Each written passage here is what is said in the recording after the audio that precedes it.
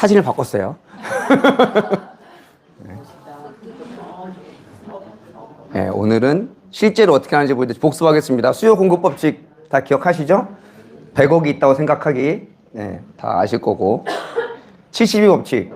네, 의외로 한국 사람 중에 저거 모르는 사람 많습니다. 만나면 아는 척 하시고. 환율이 어떻게 움직이는지 그때 다 얘기했죠. 그 다음에 은행이 돈을 만들어내는 법칙 얘기했고, 이거를 제일 중요한데, 그 차곡차곡 모으면 좋아 이렇게만 아시면 설득력이 없어요.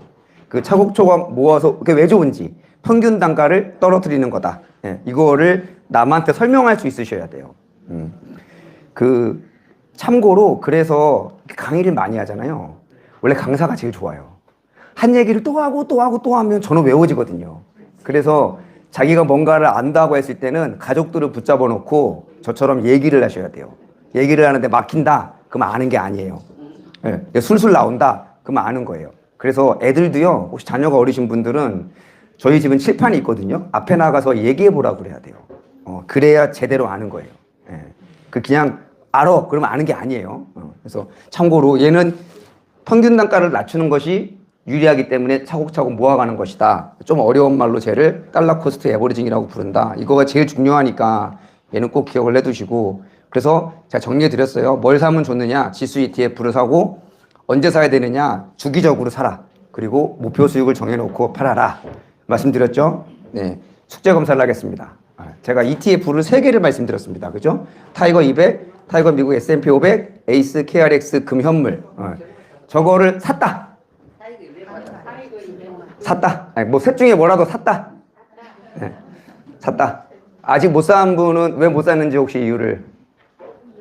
강의를 안 들었어요. 강의를 안 들었어요? 네. 6천에 올랐어요. 네. 저거를 매주 샀다. 매일 샀다. 매일 산 분은 아니, 예. 그러면 현재 수익 중이다. 예. 수익 몇 프로 내셨어요? 뭐 6천 올라붙었어요. 네. 타이거 200 몇 주 있으세요? 몇 주? 하나. 예. 혹시 3주 이상 있으신 분? 네, 여기 모자 쓴 남자분 몇 주 있으세요? 10주. 평균 단가 얼마세요? 타이거 200. 네, 평균 단가. 혹시 아닌데요? 한 주에 10만 얼마인데? 그게 지금 6만 원. 그럼 그 전부터 사신 거예요? 강의 들을 때부터? 예. 그러면 매수하신 주기는 어떻게 되세요? 매일 사신 거예요? 매주 사신 거예요? 3일에 한 번씩? 네. 그러면 되게 낮은 거다, 그 단가, 그쵸? 지금 7만 얼마니까. 예. 그쵸? 예. 저는 제가 매수하라고 한 게 1월, 저희 첫 번째 강의 때부터 했잖아요. 예. 그래서 저는 1월 12일부터 몸소 실천을 하기 위해서 매일 샀어요. 제 걸 보여드릴게요. 자, 제 카카오페이 증권에서 보이시죠? 타이거 200 시킨 대로 그대로 했어요. 예. 저는 원래 저걸 안 사는데, 딴 걸 사는데, 아무튼 매일 샀어요. 그래서 첫 번째 타이거 200. 자, 1월 12일 1회차부터 총 15회죠? 맞죠? 한 주에 5일이니까, 우리 3주 됐으니까, 15일. 그래서 67,960원부터 마지막에 78,115원까지. 중간에 2번 접수 실패 보이세요? 저 돈이 없어갖고 못 산 거예요. 그래갖고 제가 들어가서 수동으로 샀어요. 예, 그래서 보이시죠? 15주 평균 단가 얼마? 72,000원. 예, 얼마 수익이에요? 7%. 그죠? 저 이거를 왜 한 거 있을까요? 없어요. 저는 그냥 자동 매수를 걸어놨어요. 열심히 일하고 강의 준비하고 알아서 돈을 벌잖아요. 그쵸? 예, 물론 이때 한꺼번에 들어갔으면 돈을 더 많이 벌었겠죠. 하지만 주가가 올라갈지 누가 알았겠어요. 그쵸? 자동 매수 하세요. 예? 두 번째. 자, 금은 왜 저는 옛날부터 금을 샀거든요. 그래서 횟수가 많아요. 근데 일단 1월 12일부터 어제까지. 그러면 총 보유한 게 15주죠. 그쵸? 똑같이 금 많이 올라가는데 어제 많이 빠졌어요. 그쵸? 그래도 8% 수익이에요.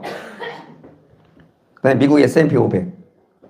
예, 저 산지 오래됐으니까. 여전히 12일부터 꾸준히 사갖고, 이거 다른 거구나. 예. 평균 단가가 지금 미국은 마이너스죠. 그쵸?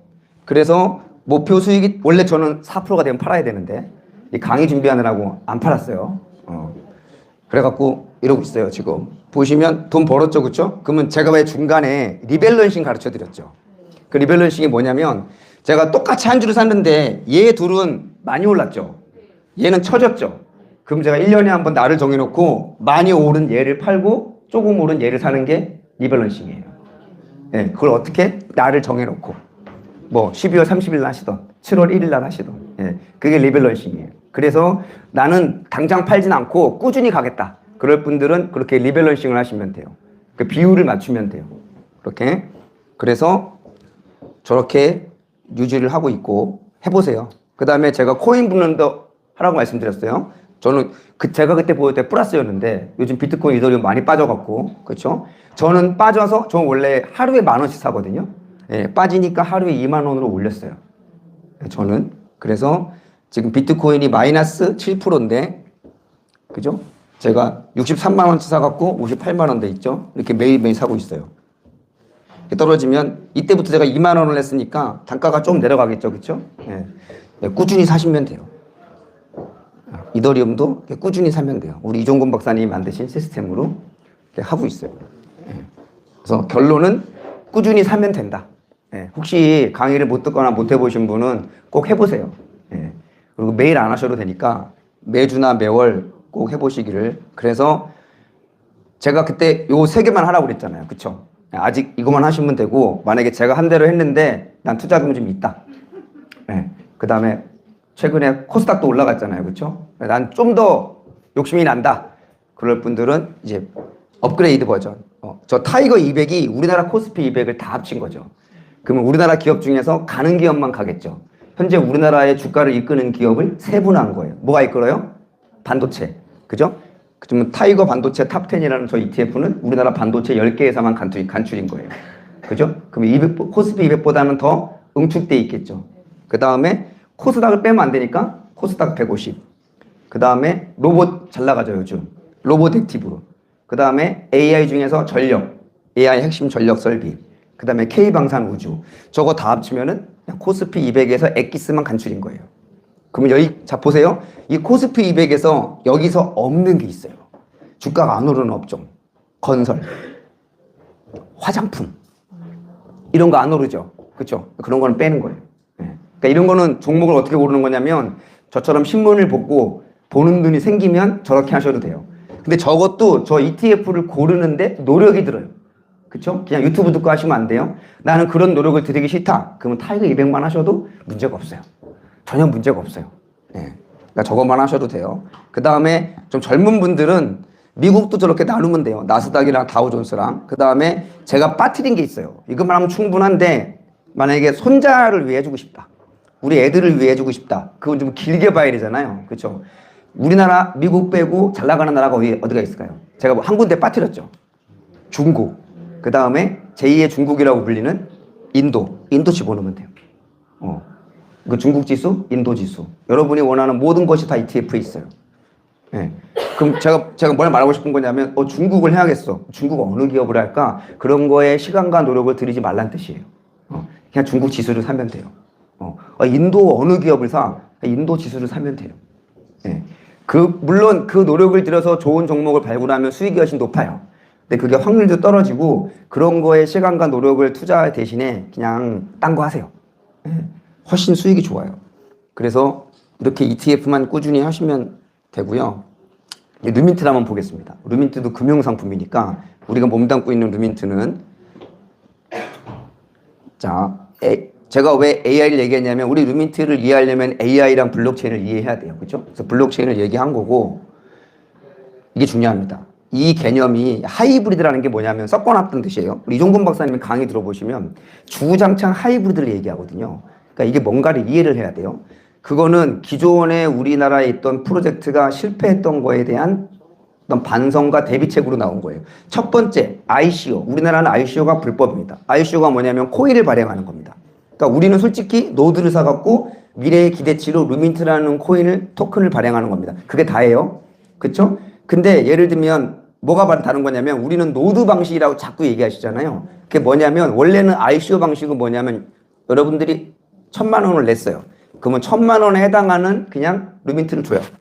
실시간으로. 예를 들면 우리가 루미트라는 회사의 주식을 공모한다고 칠게요. 뭐 더본 코리아처럼 백종원 회사처럼. 그러면 받잖아요. 그러면 옛날부터 상장되기 전부터 이 루미트의 주식을 갖고 있는 사람이 있었겠죠. 그 사람들은 싸게 샀겠죠. 그죠? 뭐 가족들이나 친지들. 근데 루미트가 상장한다는 소문을 두니까 가격이 오르죠. 그러면 뒤늦게 높은 가격에 산 사람이 있죠. 예를 들면 루미트가 주식이라고 치면 한 주에 10,000원이에요. 저는 500원에 샀어요. 루미트를 아무도 안 알아볼 때. 근데 앞에 계신 분은 10,000원이면 9,000원에 샀어요. 그러면 상장을 10,000원에 한다고 쳐요. 그러면 1,000원 이득이기가 좀 아쉽죠. 그렇죠? 그럼 기다려야겠죠, 오르기를.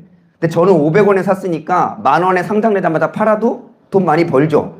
그럼 더 올라갈지 내려갈지 모르죠. 그러면 저는 가지고 있는 물량 반이라도 팔고 싶겠죠. 그럼 파는 거예요. 그래서 어떻게 돼요? 뒤늦게 산 사람들은 앞 사람들이 다 물량을 던지니까 기대감으로 상장되기를 기다렸는데 그래프가 꼬꾸라지죠. 그렇죠? 그러면 겁이 나니까 예를 들면 10,000원인데 8,000원, 7,000원에 산 사람도 여전히 2, 3천만 원 이득이죠. 그럼 난 기대를 했는데 떨어지니까 겁이 나니까 던지죠. 그러면 더 떨어지죠. 그러면 10,000원 이상의 주식을 산 사람들은 손해죠. 예, 우리나라 주식은 다 그렇게 돼 있어요. 예, 코인도 그렇게 돼 있어요. 그게 ICO 방식이에요. 앞에 싸게 토큰을 받은 사람이 먼저 물량을 던지면 뒤에는 다 낮아빠지는 거. 이거를 막기 위해 바보가 아니니까 초창기에 주식을 가진 사람은 주식을 팔지 못하게 묶어두는 제도가 있어요. 그걸 예수보호라고 그러는데 CEO들, 그 다음에 유명한 사람들을 묶어요. 그죠? 근데 이게 영원히 묶는 게 아니에요. 시간이 풀려요. 그러면 시간이 풀리면 대주주가 팔죠. 그러면 팔면 시장에서는 그걸 어떻게 인식할까요? 대주주가 주식을 함부로 팔면 안 돼요. 왜? 내가 만약에 루민트 대주주예요. 그럼 이게 올라갈 걸 생각하면 팔겠어요, 안 팔겠어요? 그럼 팔겠다는 건 뭐예요? 이 정도 올라가면 오른 만큼 올랐다고 판단했다고 우린 이해할 수 있는 거잖아요. 그래서 대주주는 보통 안 판단 말이에요. 그래서 카카오가 왜 이렇게 망가졌느냐? 카카오가 카카오페이 이런 걸 다 분할했는데 거기는 CEO들이 성과 보수로 월급 받는 게 아니라 김범수가 주식을 줬단 말이에요. 야, 회사 한번 잘 키워봐. 대신 주식 줄게. 대신 너 바로 못 팔아? 언제 파는데? 1년 반은 있어야 돼. 그 조건을 딱 채우자마자 다 던져버렸단 말이에요. 그죠? 주식이 다 폭락하는 거죠. 그죠? 그래갖고 욕먹는 거 아니에요. 그쵸? 비슷한 사례가, 자, 우리나라에 어마어마한 엔터 기업이 있죠. 방시혁의 하이브. 하이브는 대주주예요, 방시혁이. 그러면 당연히 주식을 못 팔죠. 그럼 방시혁은 자기 돈으로 회사를 일군 거죠. 자, 상장이 됐어요. 상장하는데 오래 걸렸어요, 하이브가. 그러면 얘는 돈을 확보하고 싶겠어요, 없겠어요? 확보하고 싶겠죠. 근데 예를 들면 5년 동안 묶어놨어. 그럼 난 주식을 못 팔죠. 그죠? 근데 상장했는데 내 하이브가 잘 나갈지 올라갈지 내가 알 수가 없어. 그럼 불안하잖아요. 그럼 못 팔아요. 근데 방시혁이 왜 의심받는 거예요? 이렇게 다 법으로 묶여 있습니다. 못 팝니다. 그럼 못 파냐? 머리를 씁니다. 머리를. 기관 투자자를 불러요. 내가 가진 물량을 니네가 가져가라. 왜 가져가? 그랬더니 비밀스럽게 얘기합니다. 조만간 우리 상장해. 너만 알고 있어? 진짜? 상장해. 가져가. 그럼 어떻게 돼? 상장하자마자 팔어. 그리고 나한테 뒤로 몰래 페이백. 그게 걸린 거잖아요. 방시혁이. 예. 그러면 이걸 모르는, 그러면 하이브를 만약에 방시혁은 기본가 500원에 들고 있다고 치고, 하이브를 만약에 30만 원에 상장하는데 25만 원에 산 사람들은 앞에 물량을 다 던지면 상장하자마자 꼬꾸라지는 거죠. 그러고 있는 거예요. 예. 그게 주식도 그랬거든요. 심지어 합법적으로. 코인은 더 심하다. 아싸라판이에요. 그래서 ICO를 하면 뒤에 참가한 사람들이 다 망해. 그래서 우리는 어떤 방식을 택했냐면 ICO가 아니다. ICO는 ICO인데 어떻게? 900일 동안 주겠다. 토큰을 한 번에 주지 않고 차근차근. 그쵸? 그럼 가격이 오르면 토큰을 조금 주고, 가격이 많으면 토큰을 많이 줘갖고 시세를 맞춰야 될 거 아니에요. 그쵸? 그러면 앞에 한 사람이나 뒷사람이나 차근차근 토큰을 팔 수 있다. 그죠? 이렇게 했더니 단점이 있죠. 이게 무조건 좋은 게 아닌 게, 난 당장 받아갖고 해야 되는데 900일 동안 나눠준 건 난 너무 손해인데? 그런 생각이 들어요, 안 들어요? 900일이 하루 이틀이 아니잖아요. 너무 길잖아요. 그죠? 그거 싫어하는 사람도 있단 말이에요. 그러니까 어떻게 돼요? ICO 한다. 이게 ICO하고 채굴. 그러면 900일 동안 우리가 이게 쪽에 채굴이죠. 그죠? 루민트를 채굴 개념으로 주는 거예요. 그러니까 노드가 채굴기를 구입하는 거랑 마찬가지죠. 그 다음에 마지막에 디파이라 자산운용이 붙는 거예요. 그럼 이종국 목사님, 그래? 그러면 우리가 한 달에 7%가 나오잖아요. 그죠? 사실 그 중에 3.5%는 루민트잖아요. 그건 이자라고 표현하는 게 아니라 채굴 받는 거예요.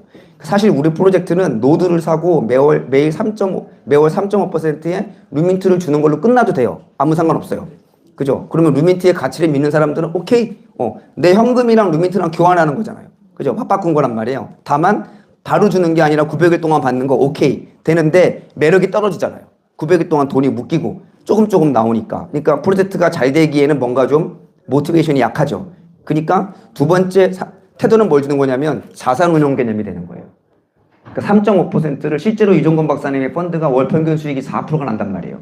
그러면 3.5% 정도를 자산을 운용해서 왜 여러분들이 낸 돈은 태도니까 돈이 들어오잖아요. 그렇죠? 재단이 그거를 가만두는 게 아니라 우리 능력으로 자산 운용을 하겠어. 그래서 일종의 배당을 주는 거죠. 3.5%씩 배당을 줄게. 그럼 아쉽지 않을 거 아니야. 그쵸? 그게 결합된 거예요. 그러니까 원래 자산 운용만 해도 되고 채굴만 해도 되고 ICO만 해도 되는데 얘를 노드 구입이라는 형태로 모두 묶어놨다고 그래서 하이브리드라고 부르는 거예요. 그러니까 우리 프로젝트의 핵심이에요. 이 하이브리드가. 그 이유는 기존의 망가진 프로젝트의 단점을 다 보완하고 장점만 살리기 위해서 머리를 고안한 거예요. 그죠? 그래서 이게 핵심이에요. 하이브리드가 왜 하이브리드인지를 이해하는 게 루민트의 핵심이고 저희 대표님 뭐 잘 아시죠? 네. 잘 됐으면 좋겠습니다. 네. 이종건 박사님은 뭐 이제 제가 비트세이빙으로 알게 됐고 이종건 박사님이 AI 퀀트 권위자예요. 그 이세돌이랑 할 때 아시죠? 로봇 경진 대회. 그러면 이제 AI를 좀 알 필요가 있어요. 그러면 AI가 실제로 거래를 하느냐? 거래를 해요. 골드만삭스라고 들어보셨어요? 미국에 있는 유명한 은행이죠. 그렇죠? 유대인입니다. JP 모건도 유대인이고 골드만삭스도 유대인이고 여기에는 하버드를 졸업하고 막 전 세계에서 난다긴다 하는 사람들이 여기 들어가요. 여기를 IB라고 불러요. 제가 첫 시간에 얘기했던 우리나라 은행은 뭘로 먹고 산다고 했죠? 예대 마진. 그죠? 여러분들한테 이자 요만큼 주고 돈 받아갖고 돈 필요한 사람한테 돈 이자 많이 받아갖고 해주고 차익 남기는 거. 앉은 자리에서 봉이 김선달 비즈니스를 하는 거예요. 우리나라 은행은. 그 외에 비즈니스 모델이 없어요. 놀랍게도. 수익의 95%가 그걸로 발생해요. 희한해. 그 일제시대 때 만들어졌는데 그 이후로 똑같은 짓만 해. 우리나라 은행은 발전이 없어요. 그 저는 우리나라 은행을 되게 우울하게 보는데 발전이 없어요. 근데 미국은 이미 예대 마진이 별로 약해요. 그럼 어떡하느냐? IB는 뭐냐면 인베스트먼트 뱅킹의 약자예요. 얘네들은 돈을 받아가고 고객이 돈을 맡기면 그걸로 투자를 하는 거예요. 그리고 자기네가 왜 여러분보다 똑똑한 사람들이 있으니까 우리가 훌륭한 인재들을 거느리고 있으니까 돈 맡기세요. 돈 굴러드리고 돌려드릴게요. 대신 우리 수고를 주세요. 이게 비즈니스 모델이에요. 그럼 골드만삭스 같은 데는 이게 어디로 갔어? 골드만삭스 같은 데는 인재가 많겠죠, 그렇죠?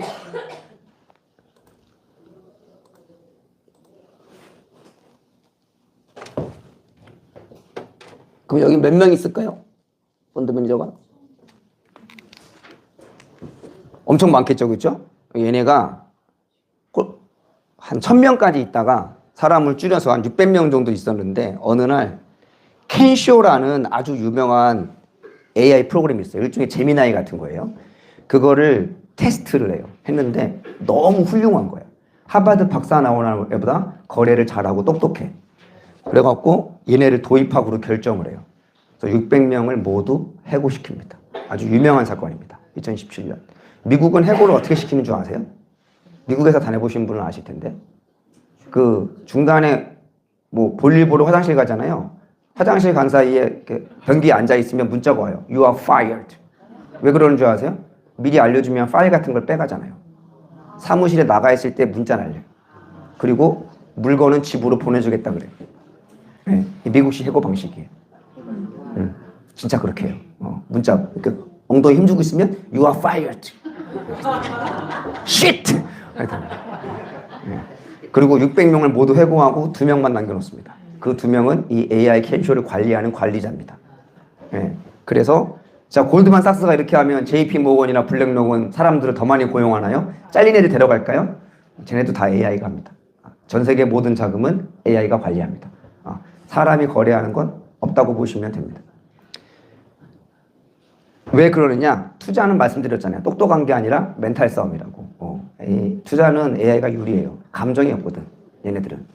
그래서 우리 이 저 AI 알고리즘 같은 걸 개발하는 게 이종건 박사님의 이제 메인 엣지였고 그거를 통해서 금융권하고 만난 거죠. 그래서 이종건 박사님이 실제 자기 아마 이번 2월달 세미나 때 이거를 업데이트를 보여주실 것 같은데 실제로 본인이 만든 걸로 이제 회사들의 퇴직금도 관리하고 대표님이 만드신 회사의 인텔리퀀트라는 회사의 아직 CEO입니다. 현직 CEO. 그게 뭐 하는 거냐면 이런 회사들의 퇴직금을 AI 같은 걸로 관리해 주는 거예요.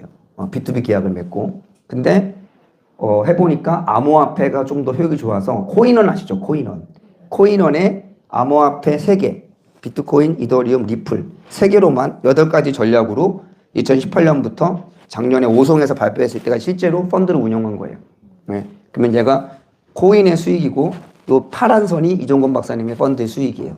그 치고 올라갈 때는 많이 못 치고 올라가는데 가만 보시면 완만하게 올라가고 떨어지지 않죠. 그러니까 이종건 박사님의 펀드의 핵심은 자 CAGR이라는 게 Cumulative Annual Growth Rate라고 연복리 상승률을 말합니다. 번역하면 그러니까 매년 27%씩 오른다는 뜻이에요. 이 펀드가. 근데 중요한 건 얘에 주목하셔야 돼요. MDD, Max Drawdown이라는 게 뭐냐면 여기 고점 보이시죠? 여기 저점 보이죠? 요 낙폭을 말하는 거예요. 네. 저 낙폭이 오른쪽에 가로 열고 BM이라는 게 투자하시면 잘 보시죠. 벤치마크라고 비슷한 거에 표준. 보통 벤치마크는 지수를 말해요. 그러니까 전체 코인의 변동폭이 원래 71%예요. 저것도 작게 봐준 거죠. 71%인데 이종건 박사님의 펀드 수익이 27%니까 되게 양호한 거죠. 근데 이걸 잘 이해를 못합니다. MD들을. 그래서 원래 사업 설명회 때는 제가 이것만 하고 넘어가는데 좀 부연 설명하면 제가 업비트 제 계좌예요. 제 거 오면 보여드릴 수 있어요. 제 스택스가 잡코인인데 마이너스 몇 프로예요? 78%. 지금 더 나빠졌어요. 마이너스 82%예요. 550만 원 샀는데 지금 120만 원 됐단 말이에요. 저건 기본이다. 기본. 네. 그래서 알트코인을 하려는데 마이너스 90% 나오는데 잠이 안 온다. 그럼 하시면 안 돼. 자격이 없어. 알트코인을 하려면 나처럼 마이너스 90에도 꿈쩍하지 않는 강심장을 가지거나 아무 생각이 없거나. 예. 그래서 항상 비트코인, 이더리움 말하는 거예요. 비트코인, 이더리움은 얼마? 마이너스 50 정도는 감당. 50 밑으로 내려가는 일은 별로 없어요. 마이너스 50 되게 크죠? 예. 그럼 하시면 안 돼. 예. 근데 적립식으로 분할 매수하면 마이너스 50까지는 안 가요. 한 30. 30은 각오하셔야 돼. 왜? 떨어질 때 엄청 많이 떨어져. 코인이. 그래서 그 정도를 각오하셔야 되는데 이게 고점에서 저점으로 떨어지는 거예요. 자, 그러면 MDD를 되게 중요한 개념이에요. MDD가 뭐냐면 맥스 드로우다운이에요. 그러니까 골짜기가 깊으면 산이 높으면 골도 깊다고 그러죠. 그래서 이제 우리나라 코스피가 높으니까 못 돌아가는 이유가 많이 올랐으니까 많이 떨어질 거다 그 얘기를 하잖아요. 자, 이게 보세요. 왼쪽에 이게 전문 용어로 침수 이론이라고 그래요. 왼쪽에 고점이죠. 저 때 안 하다가 주식을 했어요. 그러면 떨어지죠. 떨어져갖고 바닥을 얼마나 기어요? 엄청 오래 기죠. 그럼 올라올 때까지 몇 년 걸려요? 요 밑에 바닥만 딱 낀 게 밑에 거예요. 그러면 이 종목은 보세요. 이게 위험한 게 결과적으로는 올랐어요? 안 올랐어요? 올랐죠. 그래프만 보면 좋은 종목이야. 근데 중간에 담겨있는 빨간색을 보세요. 투자 기간 내내 상당히 담겨 있죠. 그럼 얘는 타이밍 못 맞추면 저 상승이 내게 아니란 말이에요. 이렇게도 이해를 못 하기 때문에. 자, 보세요. 어떤 주식이 10만 원이에요. 근데 얘 최대 낙폭이 MDD가 50%다. 그 무슨 뜻이냐? 해필이면 내가 고점일 때 들어갔어요. 그러면 마이너스 50%면 얼마예요? 절반, 5만 원이죠. 자, 여기서 문제. 50% 이런 주식은 떨어지니까 또 금방 올라요. 자, 50% 떨어졌죠. 그러면 단순 계산을 하는 거야. 50% 오르면 본전 같죠. 자, 5만 원에서 50% 오르면 얼마예요? 7만 5천 원이죠. 그럼 본전 되려면 100% 올라야 돼요. 2배 올라야 된다고. 2배 올라도 본전이야. 네. 그러면 기분이 더러워요, 좋아요? 이런 종목을 하면 그래서 돈을 못 벌어요. 그래서 MDD가 높은 종목은 하시면 안 됩니다. 투자에 우리나라 교과서에 안 나오는데 그 대학원 교과서에 나와요. MDD가 높은 종목을 고르면 안 돼요. 특히 초보자들은. 왜? 그럼 그러죠.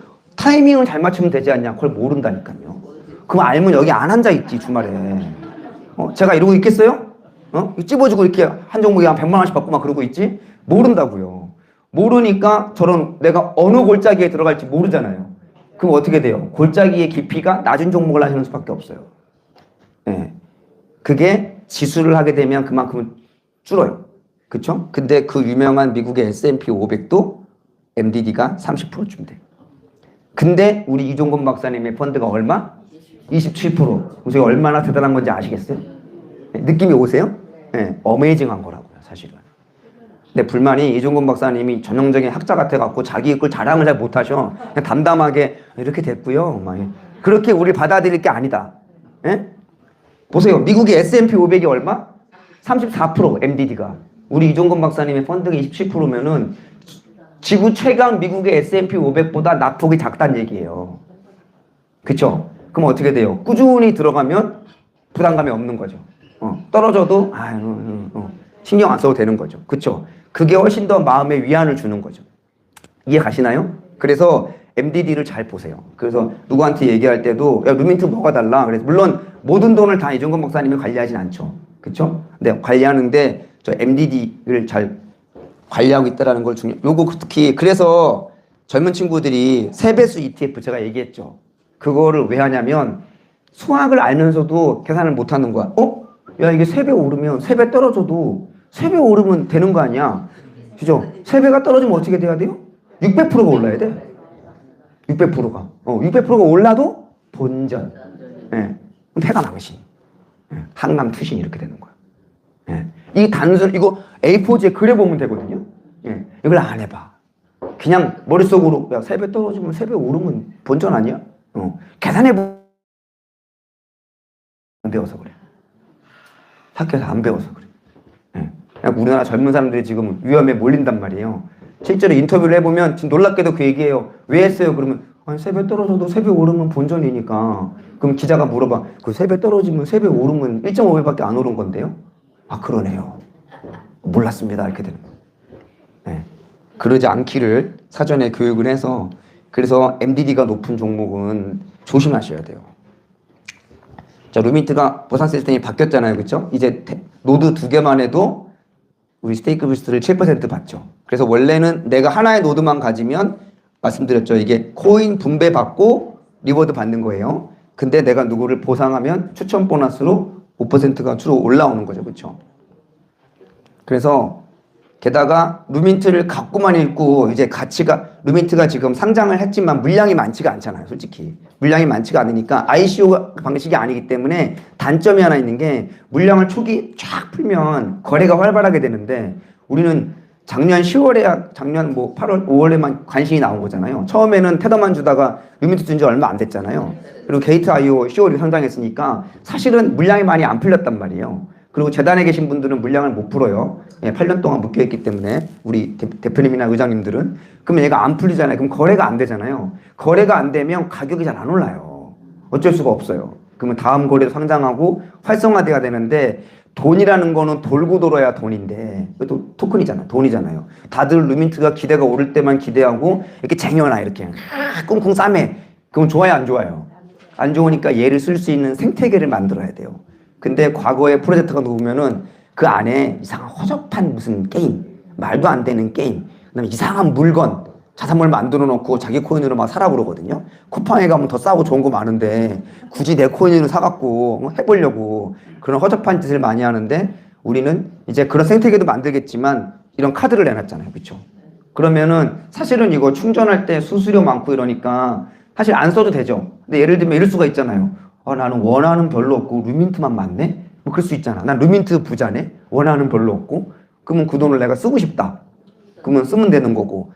그쵸? 게다가 보통 이런 카드 발급하는 데 많아요. 프로젝트가. 근데 보통 거기에 테더하고 이더리움 비트코인만 충전할 수 있고 자기 코인은 탑재가 안 되는 경우가 있고 반대로 자기 코인만 탑재가 되는 경우가 있어요. 그리고 테더하고 이더리움은 탑재가 안 돼. 그러니까 극단적이야. 내 코인만 넣을 수 있거나 남의 코인만 넣을 수 있거나. 근데 우리는 루민트도 넣을 수 있고 테더도 넣을 수 있죠. 출시한 지 얼마 안 된 루민트를 탑재하겠다는 건 얘네 플랫폼도 이 엑스비트라는 애들은 요거 탑재해주고 수수료 받는 애들이거든요. 그럼 예를 들면 생각을 해보세요. 여러분이 엑스비트 사업하는 사람이야. 아무 코인이나 막 넣어주겠어요? 넣어줬는데 막 스캠이라고 걸리고 막 무너져.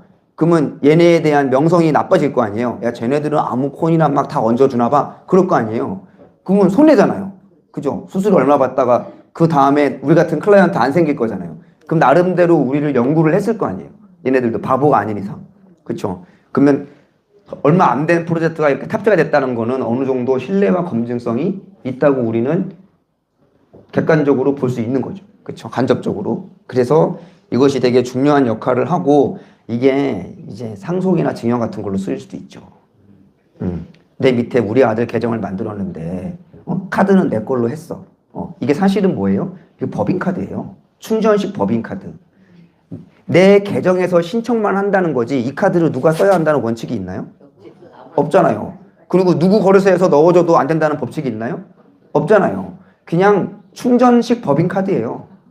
쉽게 말하면. 네. 이거를 내가 해갖고 우리 딸을 주건 아들을 주건 거기다가 게다가 코인 거래소도 바이낸스나 외국 거래소로 얘를 꽂아주면 그죠? 누가 알 겁니까?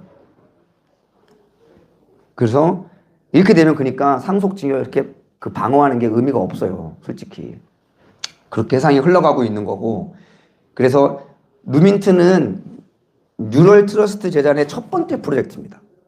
이게 끝이 아니고 이렇게 생태계를 만들고 그럼 무슨 우리가 RWA잖아요. 대표님이 정확한 거는 보안이라 얘기를 안 하시지만 미루어 짐작컨대 자 수많은 노드 참여자들이 있고 그게 자산 운영이 이루어지고 그리고 리워드가 이루어지고 발행된 토큰이 생태계에서 자연스럽게 사용이 되고 이 금융 생태계 자체를 기반으로 한 RWA를 추가로 발행하던가 아니면 누민트에 탑재하던가 그건 모르죠. 근데 세컨, 서드 프로젝트는 이어지는 거예요. 네, 누민트는 첫 번째 프로젝트예요. 뉴럴 트러스트예요. 그러니까 거대한 그림을 그리는 거에 그 첫 번째인 거죠. 그래서 그 다음에 이제 대표님 자꾸 디파이 얘기하잖아요. 그러니까 금융으로 연결하겠다는 방향성은 확실하게 있는 거고요. 그럼 예를 들어 보는 거죠. 3,000불, 이제 2,500불을 하면은 카드를 발급할 수 있으니까. 그죠? 2,500불을 안 하는 이유는 제가 해보니까 원래 500으로 떨어지면 계산이 잘 안 돼. 머리가, 저도 문과라 계산이 안 돼. 3,000원 하면 7, 4, 20이 딱 떨어지잖아. 계산하기가. 그죠? 3,000원 하면 나 혼자 했으니까 7%를 받죠. 근데 7%인데 210불, 하루에는 7불. 정확히 나누면 테더로는 105불이 나오고 한 달에. 나머지는 해당되는 누민트가 나오죠. 그럼 어떻게 하느냐? 105불로 홀라당 뭐 붕어빵 사 먹으면 되겠지만 제가 바라는 건 105불이 105 테더가 거래소로 올 거 아닙니까? 코인원이든 바이낸스든 거기서 저는 비트코인 이 돈 어차피 내 돈이니까 야금야금 이게 매일매일 나오잖아요. 좋은 게 매일매일 분할 매수 하시라는 거예요. 코인 분할 매수 저걸로. 그 다음에 루민트는 좀 보유하고 있다가 가치 상승이 있을 때 이거는 정답이 없어요. 예를 들면 내 마음속에 난 1,000원 가면 팔아야지 뭐 2,000원 가면 팔아야지 그 정답은 없어요. 그죠? 여러분이 기대하는 기대치가 오면 파시고 아니면은 루민트도 비트나 이더리움으로 바꿀 수 있죠. 그럼 우리는 비트나 이더리움을 모으게 되는 거잖아요. 그렇죠? 그렇게 해서 내 걸로 충분히 그러면 이렇게 발생한 돈으로 ETF를 사도 되고 그 다음에 내가 나는 회원도 모집하고 좀 잘할래. 그러면 각자 내가 만을 만든 다음에 밑에 보시면 똑같이 만 테더를 하면 밑에서 5% 올라오고 나는 7%. 근데 500은 노드 하나는 3%밖에 못 받죠. 그러니까 15불이 되는 거예요. 그렇죠? 이 그림을 이해가시죠? 그래서 전 정답은 없는 것 같아요. 예를 들면 내가 돈이 생길 때마다 나는 스스로 노드를 많이 구입할래. 나는 은행에 예금하는 것보다 이게 나은 것 같아. 뭐 맞는 말이죠. 어떤 분은 나는 하고는 싶은데 뭐 빚내서는 하는 건 아닌 것 같고 대신 나는 주변에 루민트를 많이 홍보를 할 수는 있을 것 같아. 그럼 이렇게 계속 노드를 넓혀가면 되는 거죠. 그렇죠? 두 개를 접목하면 더 좋고. 그래서 각자의 방식대로 얼마든지 마케팅을 할 수 있고 저는 이 방식이 특히 투자금이 한 2, 3천만 원이다. 젊은 사람들, 자녀분들. 보세요. 제가 ETF를 가르치는데 벌써 타이거 200 한 주만 7만 얼마입니다. 그죠? 제가 말한 새 ETF를 아까 보셨죠? 매일매일 샀더니 제가 투자금이 지금 얼마가 됐습니까? 150만 원이 넘어요. 3주 됐는데. 그러면 예를 들면 소액으로는 투자하기가 이미 어려운 사람들이 많아요. 시드가 작으면 생각보다 도전하기가 쉽지가 않아요. 그렇죠? 그러니까 이게 투자금이 작으면 의외로 할 게 별로 없거든요. 그래서 종잣돈을 모아야 돼요. 그럼 만약에 내가 2천만 원 정도가 있다. 그러면 은행 예금도 별로고 ETF 사는 것도 할 수는 있는데 좀 미비해. 좀 감질나. 젊은 사람 입장에. 그러면 리미트 노드를 사. 그러면 거기서 나오는 걸로 자그맣게 코인도 분할 매수하고 루멘트는 한 1년, 2년 뒤에 시세 차익 기대할 수 있으면 내가 다른 것보다 훨씬 더 높은 차익 낼 수가 있잖아요. 이 방식이 상당히 건전하지 않나라고 생각이 드는 거죠. 오히려 시드가 작으면 작을수록 너무 이거를 위험한 거야 하면 허황된 건데 만약에 전부 다 루멘트로 나온다? 그럼 그건 약간 좀 치우치는 거죠. 근데 얘는 테더로 나오니까 그거를 쓰지 말고 또 재테크로 모아가고 그 다음에 루멘트는 젊은 사람들 입장에서는 한번 펌핑하는 것도 기대해 볼 만하잖아요. 그쵸? 젊은 사람들은 왜 설사 그게 망가지더라도 인생이 큰일 나는 게 아니잖아요. 대단한 돈을 집어넣는 게 아니니까. 한 번의 기회는 또 노려볼 수 있는 거잖아요. 그쵸? 그래서 저는 되게 좋은 접근 같아요. 젊은 분들한테. 좀 쉬었다 할까요? 바로 할까요? 쉬었다 하겠습니다. 네, 쉬었다가 45분에 하겠습니다. 감사합니다. 네, 화장실에 가셔야 할 것 같으니.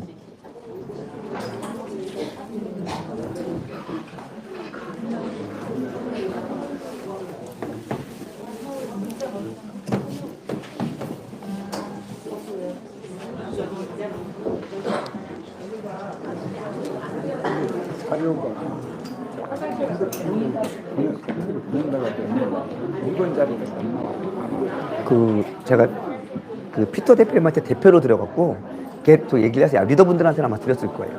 PDF를. USB가 좀 담아줄 수 있으면 제가 USB는 따로 없고 네 여기 지금 없어갖고 제 노트북에 있거든요. 이게 노트북이 아니어갖고 예. 거기다 빼가지고 이 그러면 다른 뭐 다 해드려야 되니까 끝나고 제가 해드릴게요.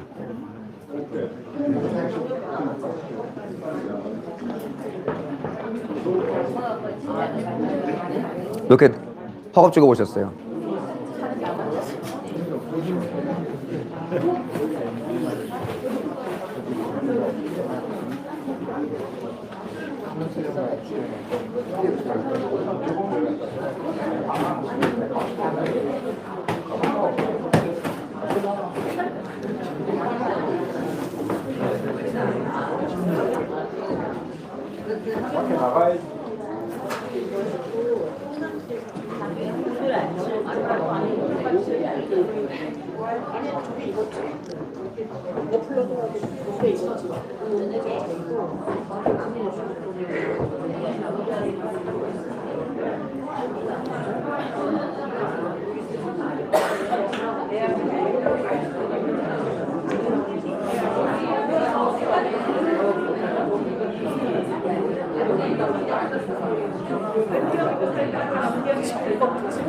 왜요? 문자 왔어요?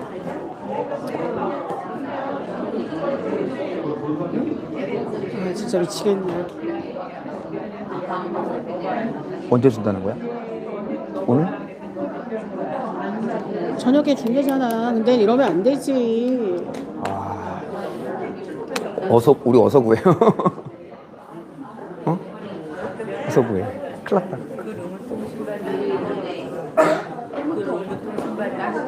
네, 너무 좋아요. 친구가 선물해 줬는데 안에 양을 털로 돼 있어서 그런 거예요? 나 몰라요. 그 주소 신호를 너무 편하고 장거리 다니니까 신호. 이게 원래 미국에 올버즈라는 게 있는데 이거 우리나라 거거든. 이거 잘 팔리잖아. 코에 털 들었어? 아니 그게 아니고 신발 재료가 그 천연 재료로 만들었어. 울. 모르시는 게 뭐예요? 네. 울. 아버님 어떠시냐고 물으러 왔다가 예? 아버님 어떠시냐고 아, 예. 물으러 왔다가 예. 네. 수술해야 돼요. 부산 못 오셔가지고 수술해야 돼요. 어디 많이 다치셨어요? 골절 어깨가 부러지셔갖고 이게 팔꿈치가. 얼마나 아프다. 예. 내일 입원해요. 나 입원해서. 관절 여기 조금만 아파요. 감사합니다. 부산에 안 오셔가지고 그러니까요. 그랬어요. 부랴부랴 병원 가느라고. 빨리 괜찮으시죠? 예. 고령이라 수술도 매주 오시잖아요. 매주. 그때 전주도 오셨어. 매주 그거 뭐야? 이만한 캡슐 뭐예요? 이거. 이거 누가 선물 주셨는데 알부민.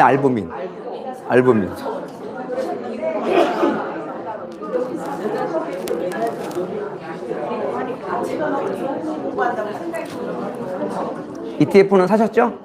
네. 수익 났나요? 다행이다. 이거 안 했으면 많이 들었으면 아마 나 거기다 못 받았을 것 같아요. 월요일날 많이 떨어질 거예요 아마. 떨어져요? 원래 떨어져- 원래 다 전체 월요일 날 떨어질 것 같아요. 예. 전체는 원래 예. 그렇죠.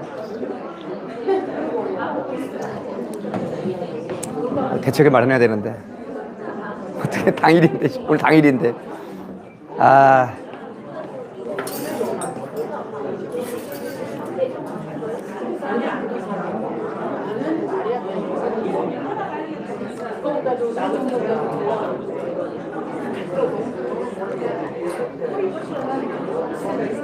네?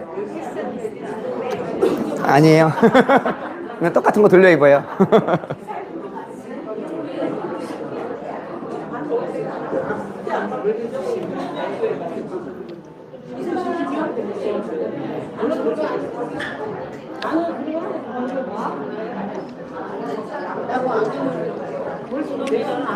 오, 저기 책이 3권이나 있네. 선물하시나 보다.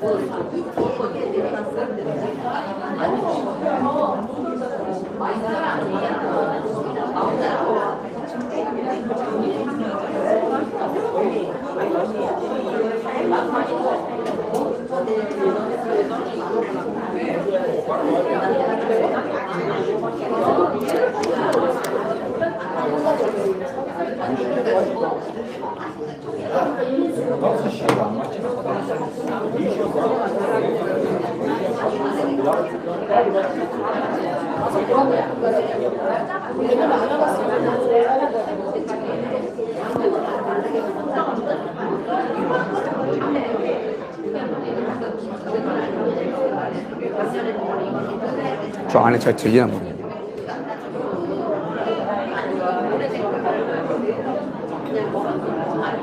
자, 이제 자리에 앉아 주시고요.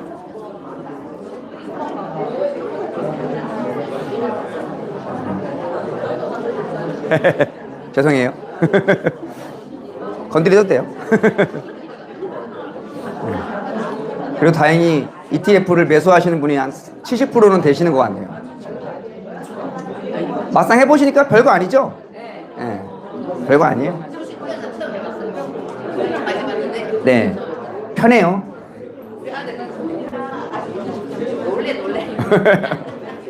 편합니다. 네.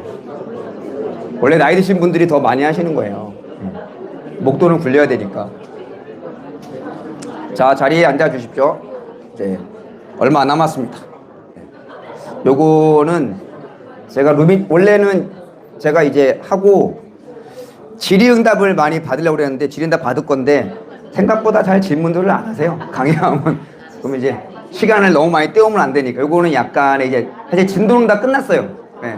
진도는 다 끝났고 요거는 이제 일종의 별책 부록.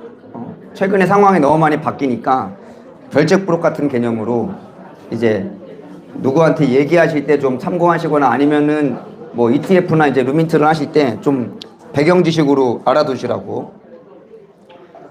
그 달러가 어떤 거 될 것 같으세요? 우리나라는 좀 힘든 게 있습니다. 우리나라는 솔직히 외국은 이렇게 안 하거든요. 제가 왜 1교시 말씀드렸잖아요. 원래 금리만 알아도 경제 공부가 끝나요. 근데 우리나라는 반도국에 있는 이 슬픈 운명 때문에 환율을 알아야 돼요.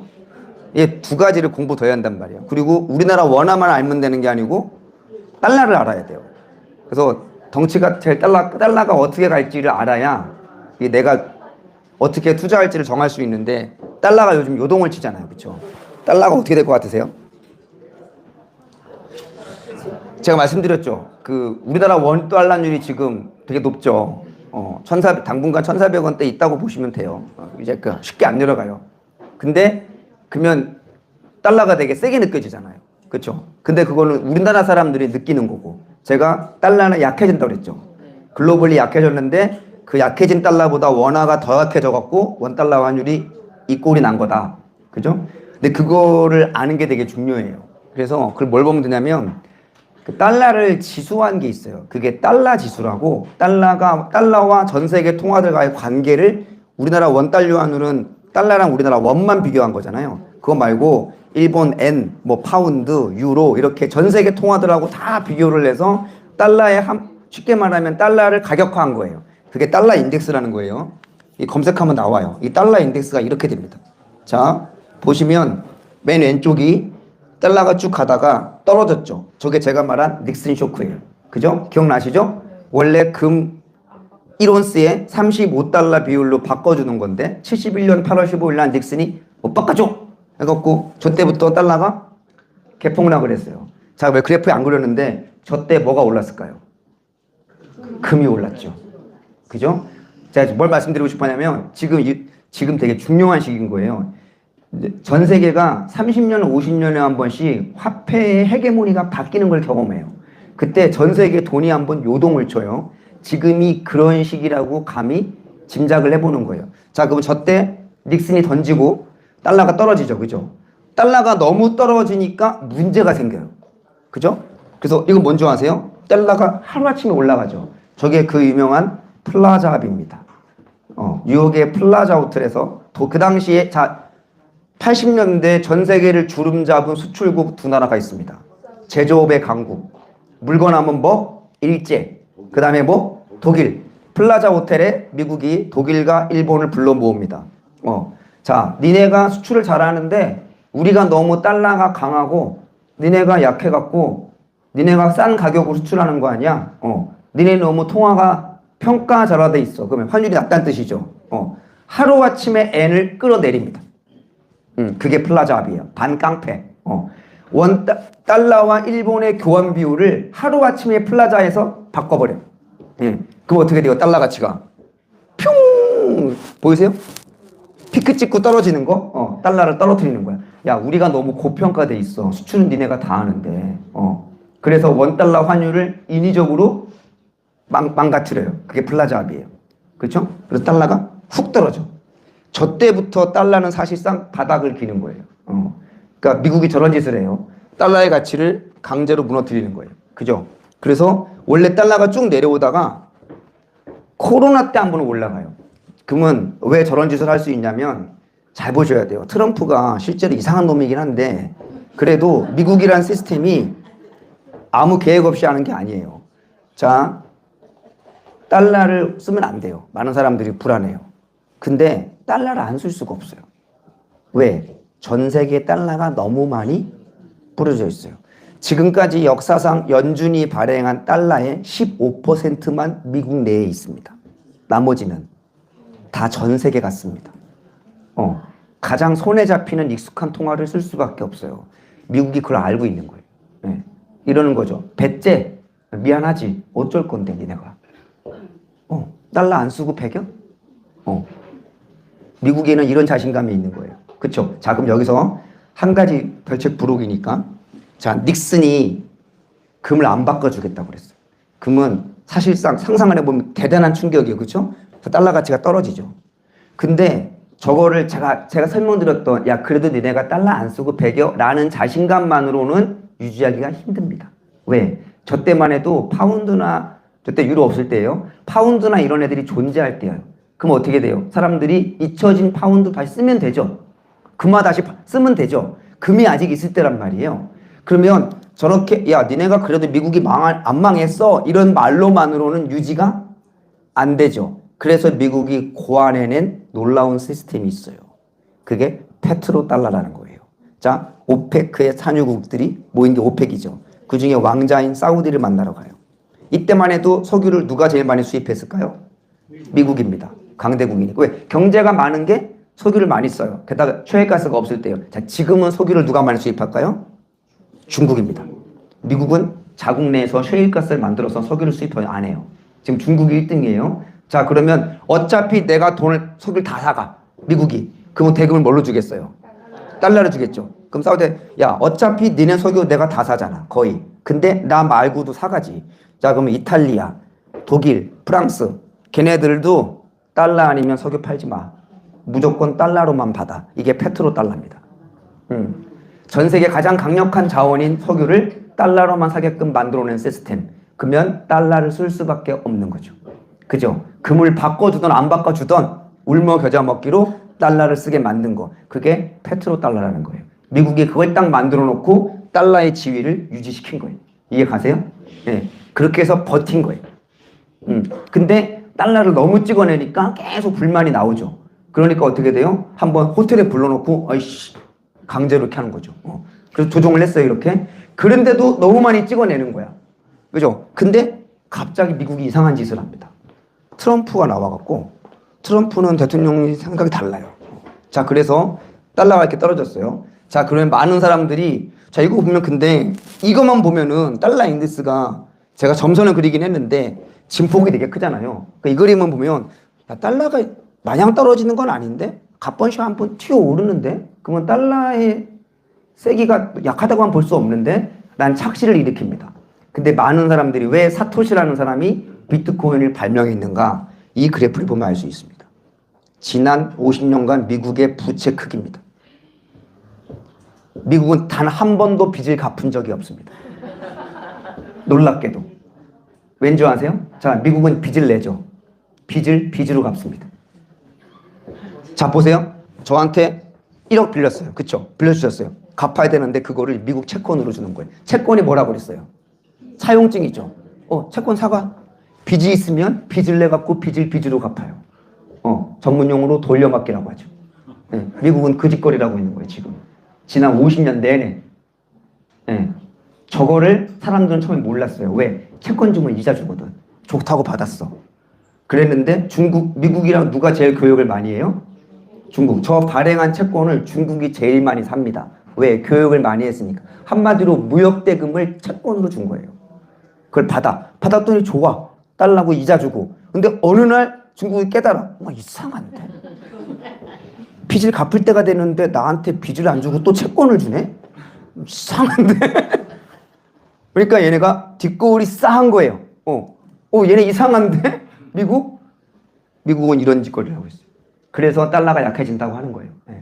도를 넘었다. 도를 넘었어요.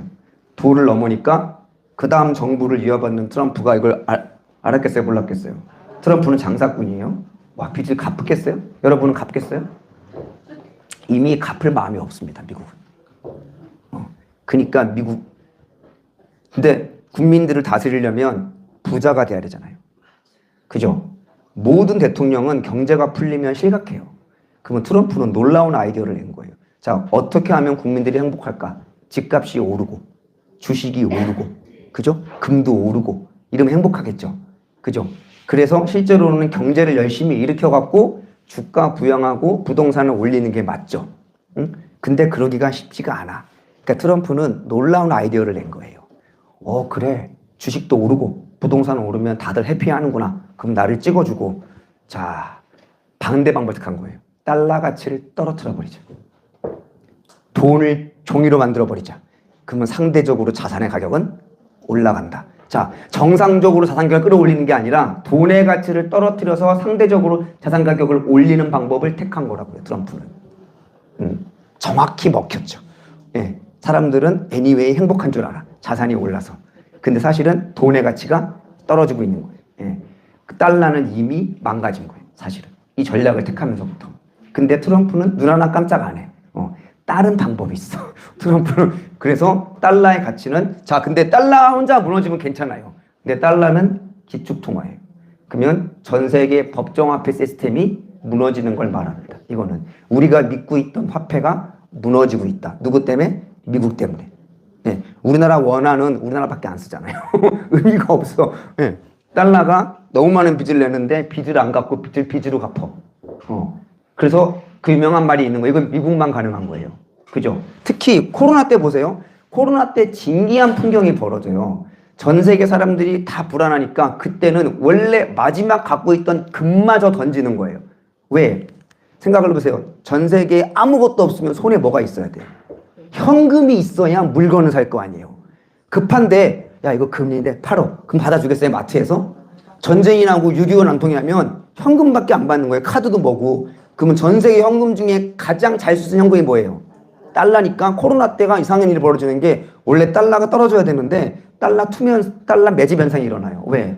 야 내가 밖에도 못 나가고 감금되고 야 돈 쓸 거는 금이고 뭐고 다 필요 없어. 그때 비트코인도 무너지죠. 그죠? 다 던지고 달러를 사요. 그때 미국이 깨달았죠. 야 우리가 빚을 많이 찍어내고 국력이 약해도 달러를 쓸 수밖에 없어. 오케이 역시 우리는 빚을 안 갚아도 돼. 빚을 빚으로 갚자. 더욱더 확실하게 깨닫죠. 달러를 쓸 수밖에 없다는 거를. 그걸 믿어버려요. 그래서 이렇게 지금 근데 달러는 점점 망가지죠. 그래서 기축통화 그러니까 헷갈리는 게 여기서 헷갈리는 게 달러의 지위는 약해진다 안 약해진다. 약해지는데 기축통화로서의 쓰임새는 유지된다. 왜? 대안이 없기 때문에. 예. 왜? 너무 많이 풀려 있으니까. 가장 흔한 돈이기 때문에. 위 하나 쓰실 거예요? 동 쓰실 거예요? 대안이 없어. 그러니까 저거를 쓰는 거예요. 어쩔 수 없이. 근데 마음 한 구석에 불안감은 있죠. 그거에 대한 대안으로 나온 게 크립토예요. 그래서 비트코인이 사실 이 정도가 되면 되게 많이 큰 거예요. 지금까지 달러에 도전한 화폐가 없었겠어요? 엄청 많아요. 제가 예를 들어 드릴까요? 연령대가 있으시는데 전 세계에서 희한하게 콜라는 코카콜라만 있어요. 유일하게 펩시콜라가 있어요. 그렇죠? 자, 우리나라에 815 콜라라고 있었습니다. 기억나세요? 네, 우리나라가 만든 815 콜라. 기억나시는지 모르겠어요? 있어요. 전 세계에서 콜라의 아성에 도전하는 음료수가 없었을까요? 있었어요. 다 망하고 펩시만 남았어요. 예? 똑같아. 달러의 지위에 도전하는 화폐가 없을까요? 있었어요. 다 망가지고 달러만 남았어. 유일하게 비트코인만 남은 거예요. 달러랑 맞짱 뜨는 돈이 지금 버티고 있는 거예요. 지금 여전히 달러를 못 이기지만 해집고 들어가는 거죠. 그래서 이렇게 달러가 망가졌는데 그 와중에 미국이 압도적으로 넘버원을 하면 되는데 러시아랑 싸우다가 미국이 잠깐 넘버원이 됐어요. 그죠? 그럼 아무 문제가 없어요. 근데 중국이 엄청나게 치고 왔어요. G2. 여기서 제가 강조드리는데 G2가 뭐예요? 전 세계 2강대국을 말하는 거예요. 여기서 한 가지 제가 우리나라의 미래를 되게 좋게 보는데 한 가지 걱정되는 부분이 있습니다.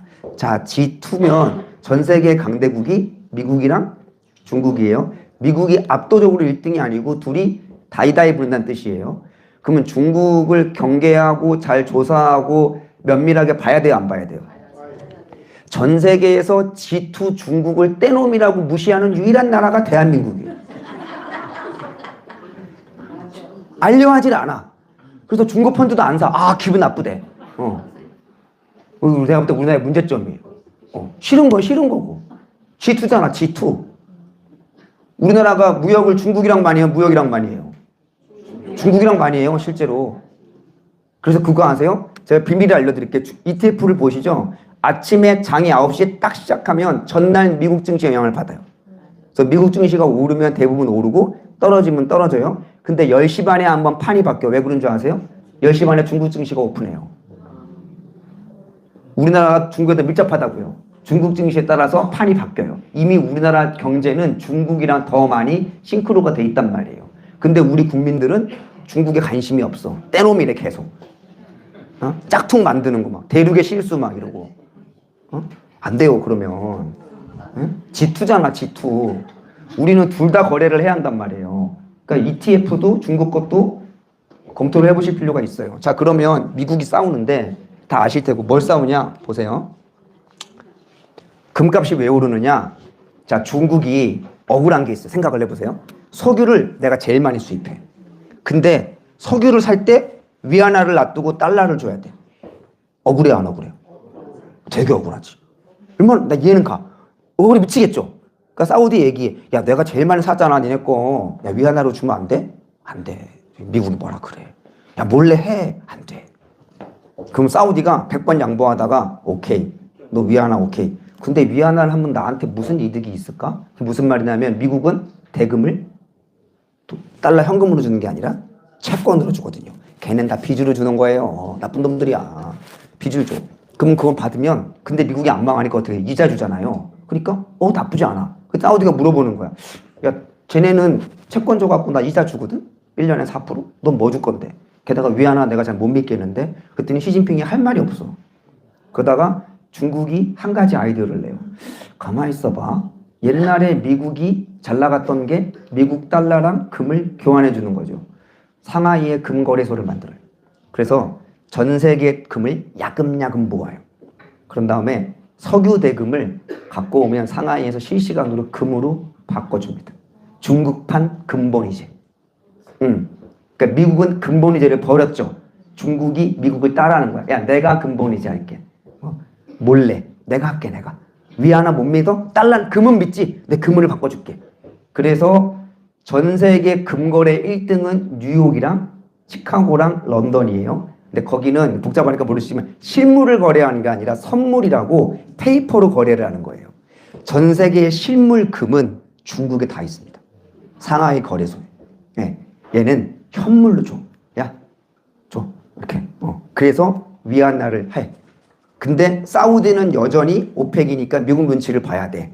그래서 중국이 꼬신 나라가 자 생산량은 떨어지지만 매장량으로는 전 세계 1등인 나라가 있습니다. 그게 어디게요? 베네수엘라입니다. 베네수엘라가 매장량 1등이에요. 사우디가 훨씬 많아. 한 나라가. 베네수엘라는 미국이랑 사이가 안 좋아. 중국이 베네수엘라 협정을 맺어. 야 내가 사우디 거 안 사고 네 거 사줄게. 위안화 결제하자. 오케이? 예.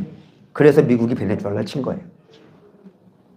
이해 가세요? 다 돌아가는 거예요, 각적으로. 그래서 중국은 미국이 한 것 그대로 따라하는 거야. 자, 미국이 달러를 금으로 바꿔주니까 인정받았구나. 오케이, 바꿔줄게. 석유 대금을 결제하면 좋아지는구나. 야, 위안화로 결제해. 그러면 사우디 말고 나머지 베네수엘라 이런 애들을 다 포섭을 해갖고 위안화하게 만들어. 그러면 금이 필요하죠? 금을 열심히 매집해. 금값을 다 끌어올렸어요, 얘네가. 끌어올려갖고 금도 올라가니까 이제 은도 사.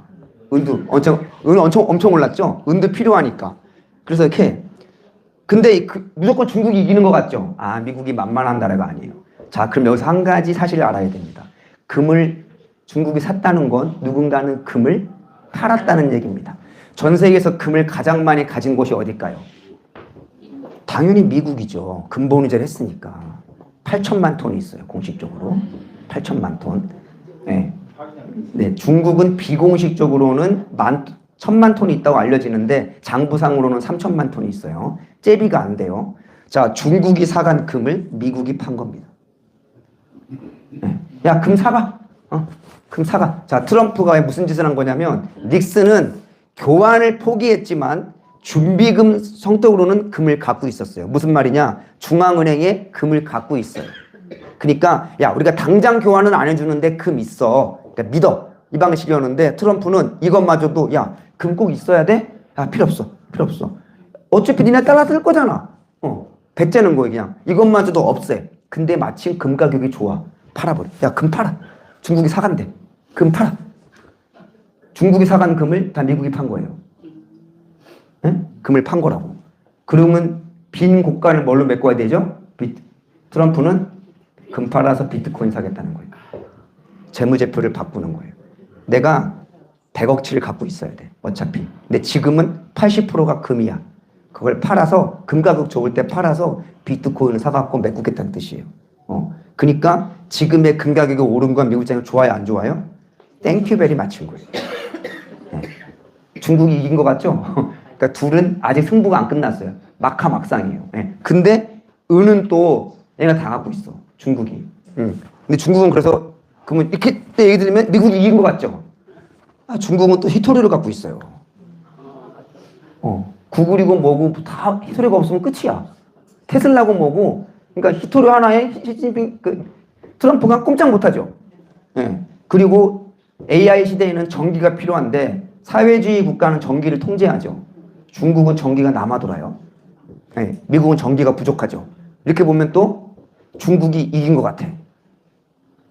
그 미국은 뭐냐면 야 니네가 아무리 잘 나가도 엔비디아 칩 없이 버티지만 영원히 버틸 것 같아?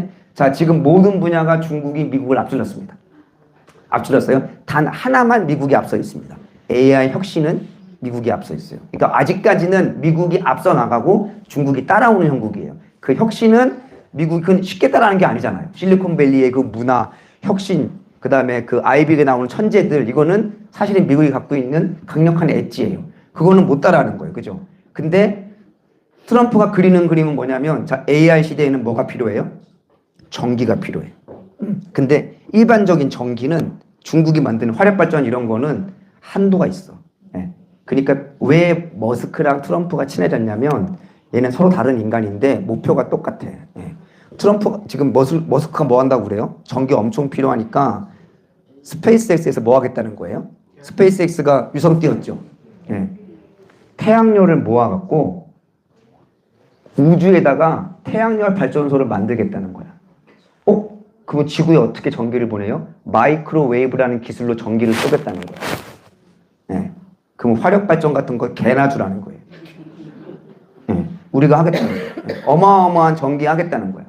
데이터 센터 우주에 만들겠다는 거야. 지구에 땅 좁으니까. 이런 계획을 들었죠. 트럼프는. 오케이. 그거 할 수 있는 거. 자, 똑같아. 아이디어가 똑같아요. 석유를 달러로 사게 했죠. 자, 미국의 AI 혁신 기업들이 만들어지는 에너지 파워, 비트코인으로만 결제하게 시키겠다는 거예요. 트럼프의 긴 전략을. 예, 둘이 완전 팽팽한 거예요. 누가 이길지 전 아직 몰라요. 완전히 승부 안 났어요. 그러니까 G2야. 피 튀기게 싸우는 거예요, 지금. 피 튀기게. 눈에 보이지 않는 전쟁을 하는 거예요. 왜? 지는 쪽은 끝나는 겁니다. 얘는 위너텍스로 다 가져가는 거예요. 그러니까 트럼프가 미친 것 같아도 생각이 없는 게 아니에요. 그래서 이렇게 돌아가는 거예요. 그죠? 자, 그래서 재밌는 현상이 있어요. 그래서 비트코인을 디지털 금이라고 부르죠. 원래 둘이 같아야 돼요. 근데 지금 어떻게 돼요? 금은 치고 올라가는데 비트코인은 꼬꾸라지죠. 그죠? 왜냐? 중국이랑 유럽이, 자, 미국이 발행한 채권을 누가 사야 돼요? 중국이랑 인도가 유럽이 사야 돼요. 미 채권을 가장 많이 사는 게 원래 일본이었습니다. 근데 일본은 팔았어요. 그 다음 중국이었어요. 중국이 지난 20년 동안에 미 채권을 야금야금 팔아갖고 지금 채권이 거의 없습니다. 자, 그러면 중앙은행은 현금으로 안 갖고 있어요. 반드시. 자, 미국 채권이 빠지면 그 자리를 뭘로 메꿔야 되죠? 그럼 뭘로 메꾼 거예요? 금으로 메꾼 거예요. 은은 원래 안 가지고 있어요. 중앙은행이 은은 안 가집니다. 전통적으로. 금이 필요하니까 금을 다 사요. 인도도 똑같이 따라해요. 그러니까 지금 미국을 제외한 모든 나라가 중앙은행이 금으로 채우고 있어요. 그러면서 옛날에 미국이 포기했던 금본위제를 얘네는 하겠다는 거예요. 그죠? 그리고 아까 봤잖아. 달러가 너무 미국이 부채로 갚으니까 얘네들이 각성을 한 거야. 중국 이런 애들이. 야, 얘네가 빚을 안 갚아. 빚을 갚는 것 같은데 갚는 게 아니야. 못 믿겠어. 야, 달러 끝나. 우리끼리 뭉치자. 그래갖고 야, 달러가 언젠가 약해지니까 우리는 금이 있어야 돼. 상당 설득력이 있어요. 그러니까 미국이랑 교역하는 나머지 나라들은 중국이랑 편이 붙어갖고 다 금을 보유하는 거예요. 그럼 미국은 땡큐 금 사가. 나 금 많아. 가격이 좋네. 다 팔아. 그리고 한 가지 모르는 게 있어요. 기사 검색해 보시면 GAC라는 게 있습니다. Gold Appreciation Certificate. 뭐냐면 전 세계에서 금을 제일 많이 가진 게 미국입니다. 그죠? 자, 그러면 금을 장부에 적어 놓겠죠. 설마 안 적어 놨겠어요? 그쵸? 금을 옛날 2차 대전 이전부터 갖고 있던 게 미국이에요. 지금 금이 금요일날 떨어지기 전에 1온스에 얼마죠? 5,000달러가 넘었죠? 자, 미국이 장부에 기록한 금은 1온스에 얼마일까요? 평균 42달러입니다. 그 가격을 그대로 지키고 있습니다. 그럼 트럼프 한 짓은 뭐예요? 야, 금이 많이 올랐어. 시세를 지금으로 바꿔야겠어. 그러면 42달러로 기록된 장부를 현재 가치 온스당 만약에 그럼 당분간 금은 더 오르겠어요? 안 오르겠어요? 오를 가능성이 높아요. 만약에 10,000달러 간다. 그러면 42달러를 10,000달러로 환산해서 장부를 만들어. 빚 갚고 남죠. 자, 그러면 트럼프가 원하는 건 뭐냐면 빚 갚을게. 뭘로? 금 가격 바꿔갖고 해줄게. 퉁치게. 근데 둘 다 아이디어가 완벽하진 않아요. 그죠? 무리수가 있어. 이 트럼프의 아이디어도 무리수가 있고 중국의 아이디어도 무리수가 있어. 그러니까 어느 쪽으로 결론이 안 나고 지금 부딪히고 있는 거예요. 자, 그러면 우리는 어떻게 되느냐? 결론을 우리는 공부할 필요가 없습니다. 한 가지는 확실한 게 화폐가 바뀌고 있다, 안 바뀌고 있다. 그걸 알아야 됩니다. 지금은 전 세계 화폐가 질서가 바뀐다는 건 명백한 겁니다. 이럴 때는 판단을 잘해. 말씀드렸죠? 질서가 바뀔 때는 판단을 잘해야 한다고. 예. 제일 위험한 게 어느 쪽을 찍는 게 아니고요. 어느 쪽에 줄을 서는 겁니다. 예를 들면 이쪽에서 중국이 어디 미국을 이겨. 야, 비트코인 짱이야. 아니 반대로 야 그래도 금이 낫지. 제일 위험한 생각. 예. 우리는 양념반 후라이드 반. 기존의 화폐를 갖고 있으면서 암호화폐에 대한 관심도 가지면서 어디로 가는지를 유심히 관찰을 해야 되는 거예요. 그게 우리가 할 수 있는 유일한 방법이에요. 이해 가시죠? 예. 이거는 비겁한 게 아니라 어쩔 수가 없는 거예요. 그쵸? 확실한 건 이렇게 가도 기존의 화폐가 없어지진 않아요. 그쵸? 근데 암호화폐가 만약에 미국이 승리하면 지금보다 암호화폐가 훨씬 더 가치가 올라가겠죠. 그거에 대한 대비는 해야 되는 거지. 그죠? 근데 만약에 중국처럼 미국이 꼬꾸라지고 터지고 금으로 다시 옛날로 가. 그러면 비트코인이 10억 갈게 10억은 못 가지만 가격이 폭락하느냐? 암호화폐 쓰임새로는 쓰이는 거죠. 그쵸? 그러니까 어느 쪽으로 가든지 방향은 모르지만 중요한 건 지금 전 세계가 화폐가 바뀌고 있구나. 몇십 년 만에 한 번씩 이루어진 닉슨 쇼크 이후에 처음으로 바뀌고 있구나. 그걸 우리는 명백히 알 수 있어요. 그게 중요해요. 비트코인은 그래서 가격이 이렇게 되는 거예요. 지금 몸살을 앓고 있잖아요. 그죠? 왜? 자, 금이 온수당 5,000불이에요. 너무 좋아. 그러면 금을 팔아. 그걸로 비트코인을 사야 되는데 미국이 싸게 사고 싶겠어요? 비싸게 사고 싶겠어요?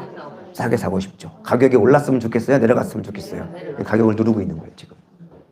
그래서 금하고 원래 비트코인 가격이 같이 가다가 최근 들어서 달리 가는 거예요. 왜? 중국은 금편, 비트코인은 미국 편. 이렇게 되는 거예요. 네. 가격이 달리 가는 거예요. 네. 그리고 상대적으로 지금 코스피고 뭐고 너무 날라갔죠. 제가 말씀드리겠지만 원래 자산이 천천히 올라가야 내가 준비할 시간이 있어요. 너무 올라가면 내가 못 따라간다고요. 오히려 기구에 있는 암호화폐는 지금 야금야금 매집하기에 좋은 타이밍이죠. 왜? 우리는 한 번에 돈을 제가 한 방식이 제일 나쁠 때가 지금이에요. 사실은. 코스피처럼 그냥 코스닥이 하루에 1000포인트씩 오르잖아요.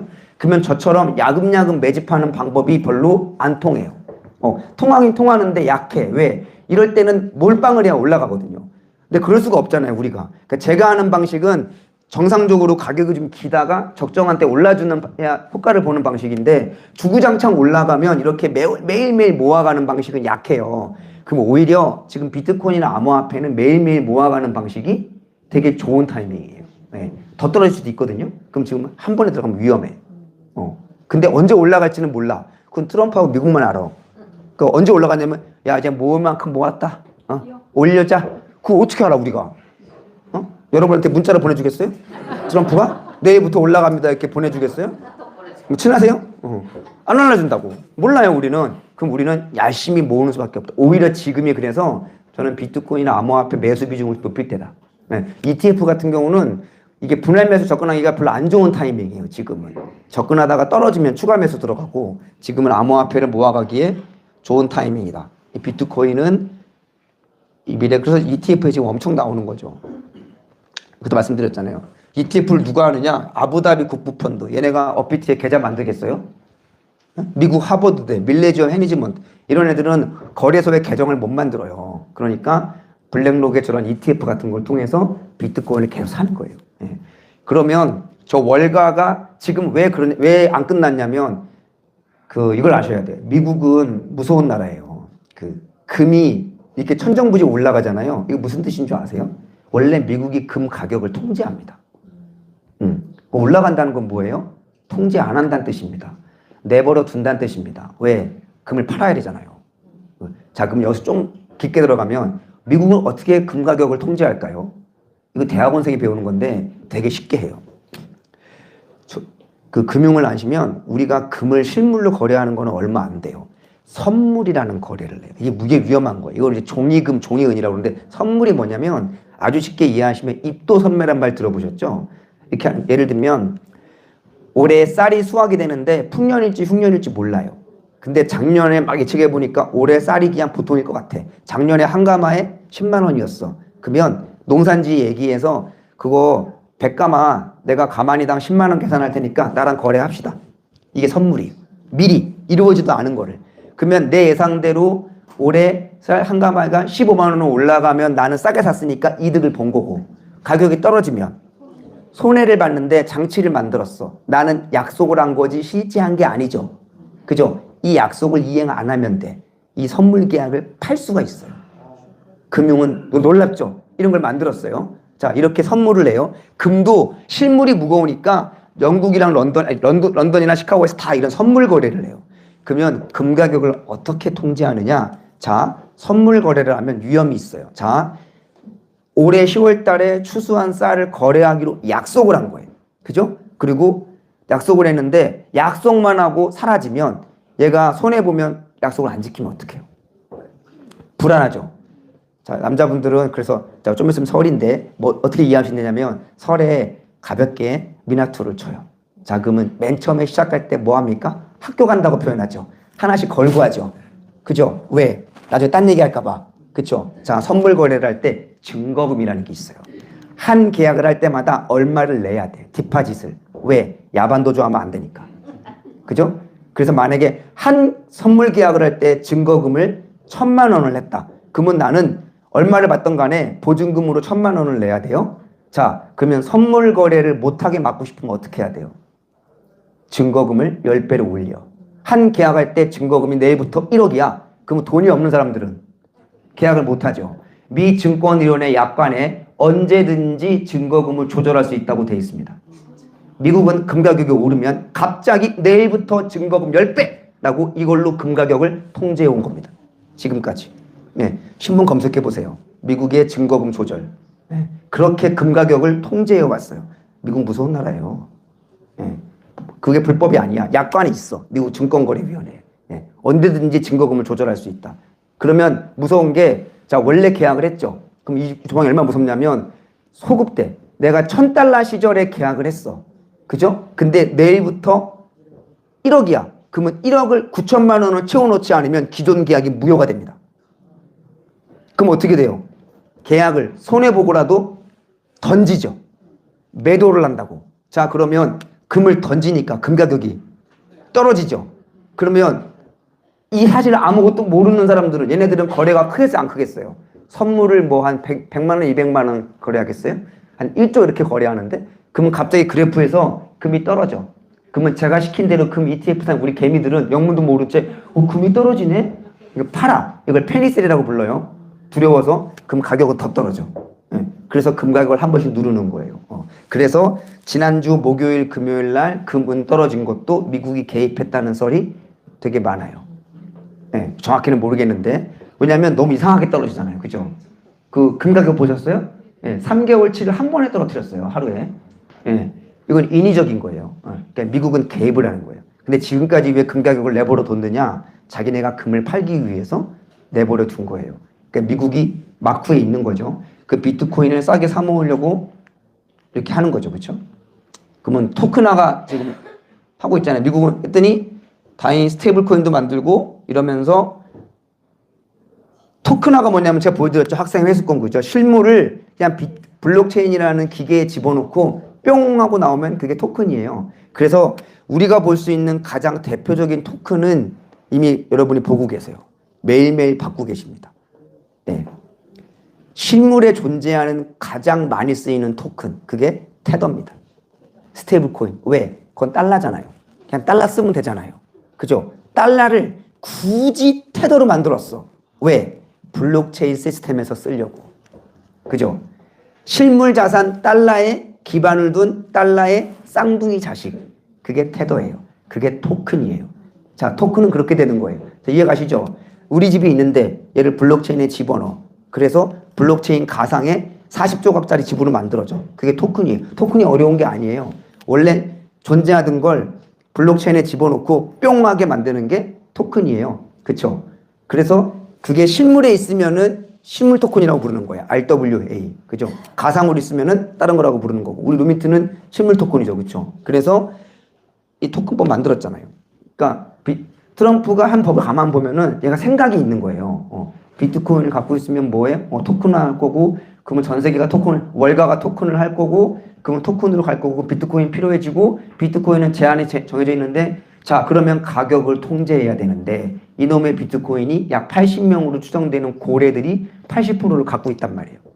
그러면 금처럼 자, 미국이 아까 전처럼 증거금을 올려서 금 가격을 통제할 수 있는 이유는 전 세계 금의 대부분을 미국이 갖고 있기 때문입니다. 그게 아니면 불가능해요.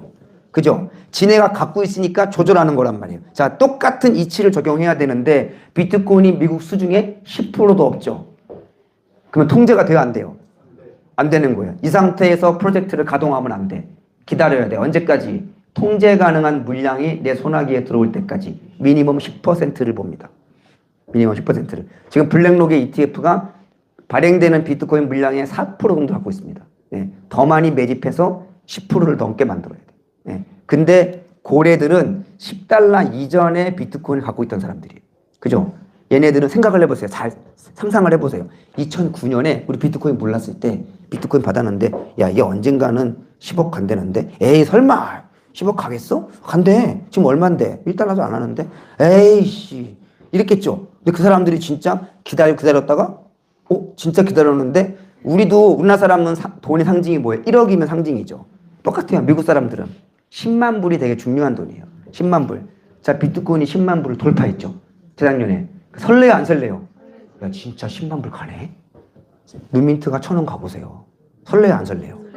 설레죠. 그때부터 말이 많지. 더 가냐? 아니야. 1,000원이 많이 왔어. 2,000원 가지 않을까? 야, 어떻게 믿어? 그럼 파는 사람 있을까, 없을까요? 그때부터 갈등 때리죠. 그죠? 100배인데 파는 거예요. 근데 12만 불 고점을 딱 찍더니 비트코인이 내려와. 스물스물. 그러더니 기어. 그러면 고래들이 야, 더 못 가나 봐. 어떡하지? 20만 불 오나? 야, 근데 돈도 필요한데 나 아들도 결혼하고 이러는데 야, 10만 불이면 충분히 온 거 아니야? 이미 어마어마하게 벌었잖아요. 그래서 실제로 블록체인은 좋은 게 온체인에 다 나오잖아요. 누가 판진 뭐래도 가끔 나오잖아요. 그죠? 고래들이 다 던지고 있습니다. 그죠? 그 던진 걸 누가 받아가요? 기관들이 다 받아가. 네. 언제까지? 미니멈 10% 채울 때까지. 그래서 가격이 눌려 있는 거예요. 이해 가시죠? 합리적입니까? 안 합리적입니까? 이 루머 같아 보이십니까? 되게 합리적이죠, 그죠? 이렇게 눌려 있는 거예요. 그래서 지금 열심히 매집해야 돼. 네. 그래서 스테이블 코인도 만든 거예요, 미국이. 자, 스테이블 코인을 만들면 요거 알려드릴게요. 자, 트럼프가 원래 이거 반대했었습니다. 테더가 미국 회사가 아니죠. 테더 CEO는 이탈리아 사람입니다. 예. 그리고 테더는 달러를 안 갖고 있습니다. 테더는 비트코인 갖고 있습니다. 괘씸하게. 그러니까 트럼프가 테더를 싫어합니다. 예. 그래서 반대했었어요. 근데 이기 집권을 하니까 트럼프가 고민이 있어요. 트럼프가 돈을 찍어내야 되는데, 자, 옛날에는 돈을 찍어내는 게 무슨 말이냐면, 자, 채권이 복습. 채권은 만기가 길면 이자가 높아요, 낮아요? 높아. 그죠? 만기가 짧으면 낮죠. 그러면 단기채가 이자가 짧고 작고 장기채가 이자가 높아요. 그러면 단기채를 발행하는 게 좋죠. 근데 단기채를 너무 발행하면 갚을 게 빨리 도래하죠. 불안하죠. 그러니까 단기채랑 장기채랑 섞어서 팔아야 돼. 이해 가시죠? 그러니까 쉽게 말하면 친구가 돈을 빌리는데 1년 만기는 이자가 좋은데 당장 갚아야 되잖아. 그죠? 10년 만기는 좋은데 이자가 높잖아. 그죠? 골고루 빚을 빌려야죠. 친구들한테. 그래서 미국이 채권을 발행해. 보통 어떤 방식을 쓰냐면 미 정부가 채권을 찍어요. 채권을 찍는 게 제가 빚을 발행한다고 그랬어요. 우아하게. 채권을 찍어서 장기 채권은 연준한테 팝니다. 지네끼리 거래하는 거예요. 연준이 은행이잖아요. 우리로 치면은 청와대가 채권을 찍어서 한국은행에 파는 거예요. 네. 왜? 내부 거래니까야. 금리 좀만 받아. 우리끼리 무슨 좀만 받아. 30년 만기 오케이? 30년. 갚잖아 내가. 30년 만기를 한 걸 아무도 안 사니까 연준에 팔아. 그러면 짧은 만기는 누가 사는 거냐면 일본, 중국 애들이 사는 거예요. 그죠? 근데 채권을 안 사. 중국 애들이. 이 새끼들이. 일본도 안 사. 심지어 독일은 채권을 팔아. 이번에 열받은다고 덴마크가 얼마 안 되지만 조그마한 물량이지만 팔았죠. 간에 기별도 안 가요. 팔았죠. 그럼 어떻게 돼요? 나 장기 채권만 발행해야 되잖아요. 그럼 돼요, 안 돼요? 안 되지. 금리가 높으니까. 단기채도 필요한데? 근데 트럼프가 막 회의를 하니까 아이디어가 떠오르는 거야. 야, 그 스테이블 코인 발행하고 싶어 한다며? 자, 중요한 건 미국 내에서는 아닙니다. 미국 사람들은 스테이블 코인이 필요 없어요. 달러가 온라인으로 거래하면 그게 디지털, 아니, 달러 현금으로 거래해요? 여러분 현금 거래하세요? 우리 디지털 원이잖아요. 디지털 달러가 태도잖아요. 이 법은 미국에 적용 안 되는 거예요. 미국 외의 나라에서 스테이블 코인을 만들고 싶어? 오케이. 해. 자본금 50억만 있으면 돼. 아무나 해. 대신 조건이 있어. 니네 발행하잖아? 하나당 미 달러나 채권을 갖고 있어. 자, 그러면 스테이블 코인 사업자가 많아지면 미국 근데 법에 이렇게 돼 있어요. 단기 채권만 살 수 있어. 이렇게 돼 있어요. 장기채는 못 사. 그 뭐예요? 미국, 일본이 안 사가는 채권을 얘네한테 팔겠다는 거죠. 그럼 트럼프 작전이 먹히죠. 그래서 이 법을 전향적으로 통과시킨 거예요. 원래 반대했었는데. 그럼 고민이 해결되죠. 야, 장기채는 연준에 떠넘기고 단기채는 스테이블코인 떠넘기고. 그죠? 돈 찍어내고 같이 떨어지고 금 팔고 비트코인 사갖고 나싸 이렇게 되는 거지. 이렇게 돌아가는 거예요 지금. 성공할지 안 할지는 몰라요. 왜? 트럼프가 좀 엉성해 내가 봤을 때. 아무튼 그렇게 되고 있어요. 그래서 이렇게 돌아가는 세상을 잘 알면 핵심은 우리가 다 외우실 필요 없는 게 정리하면 화폐 질서가 무너지고 있다 안 무너지고 있다. 무너지고 있다. 정신을 단디 차려야 된다. 우리는 지금 되게 위험한 시기에 와 있다. 그래서 제 강의를 들으면서 키워드 몇 개를 딱 외워가시면 일단 AI가 너무 중요하죠. 그죠? AI 거품론은 잊어버리세요. AI는 계속 갑니다. 인터넷 다음보다 산업혁명 이후에 가장 큰 변화입니다. AI는. 우리 인간의 삶을 송두리째 변화시킵니다. 그러니까 AI는 그냥 흘러가는 트렌드가 아니에요. 완전히 바뀌는 거예요. 적응해야 돼요. AI에. 근데 AI는 다 아니까 AI가 두 가지가 있어요. 올해가 중요한 게, 자, 지금은 AI를 재미를 쓰죠. 재미나이 물어보고 뭐 그림 그려봐 이런 날씨가 어때 이렇게 물어보잖아요. 이거는 재미있는 거고 우리 삶에 AI가 쏙쏙 들어와서 우리의 일부를 AI가 대체하는 걸 AGI라고 부릅니다. 범용 인공지능, Artificial General Intelligence. 이게 빠르면 올해 도입됩니다. 이게 뭐냐면 이런 거예요. 쉽게 예를 들면 그 어르신들 맥도날드나 버거킹 가면 키오스크 있는데 그거 생각보다 어렵죠. 누르는 거. 그래서 뒤에 젊은이들 도와주잖아요. 그죠? AI는 뭐가 드시고 싶으세요? 햄버거 세트 먹고 싶은데 할인되는 거 있으세요? 그러면 결제가 돼. 이게 AI. 할 수 있게 충분히. 그쵸? 음성으로. 왜 터치하고 앉아있어? 그죠? 이게 범용 인공지능이야. 그냥 말로만 들은 인공지능이 탑재돼 갖고 일상생활에 쓰이는 거. 그죠? 그러면 같이 간 아들, 딸은 엄마 그것도 못해 면박 주는데 이놈의 인공지능은 친절해. 얘가 훨씬 나. 인공지능 사랑스러워. 돈도 안 받고 막. 이렇게 되는 거예요. 그죠? 그게 AGI. 이게 곧 된다는 거예요. 이게 왜? 접목이 되니까. 키오스크에다. 이제 터치하는 거 없어집니다. 다 말로 해요. 말이 편하잖아요. 그죠? 터치 불편하잖아요. 예. 금방 와요. 그죠? 그러면 ASI는 뭐냐면, 자, 이거는 보세요. 내가 할 수 있는데 그냥 편리하려고 도움받는 거잖아요. 그쵸? 근데 예를 들면 수학으로 치면 내가 풀 수 있는데 풀 수 있어. 내가 A4지에 마음 잡고 못하는 건 아니야. 근데 하루 걸려. 근데 인공지능은 1분에 풀어. 1분도 안 걸리지. 풀어. 근데 내가 할 수 있어. 이건 범용지능. 내가 못 푸는 문제를 풀어. 이게 슈퍼 인공지능이에요. 인간의 능력을 초월하는 거. 예. 이건 당장은 아닌데 다가온다. 이렇게 되면 어떻게 되느냐? 이때부터 골치 아파지죠. 그죠? 지금까지는 우리가 AI를 부려먹는 시대인데 저 ASI가 오면 내가 부려먹는 건지 제가 나를 부려먹는 건지를 알 수 없는 시대가 온다. 우리가 웃고 있지만 이렇게 되면 위험하다. 예. 그러면 저거는 막을 수 있느냐? 못 막습니다. 이재명 대통령이 난 그 말은 맞다고 보는데 현대차가 로봇 도입한다니까 노조가 반대했잖아요.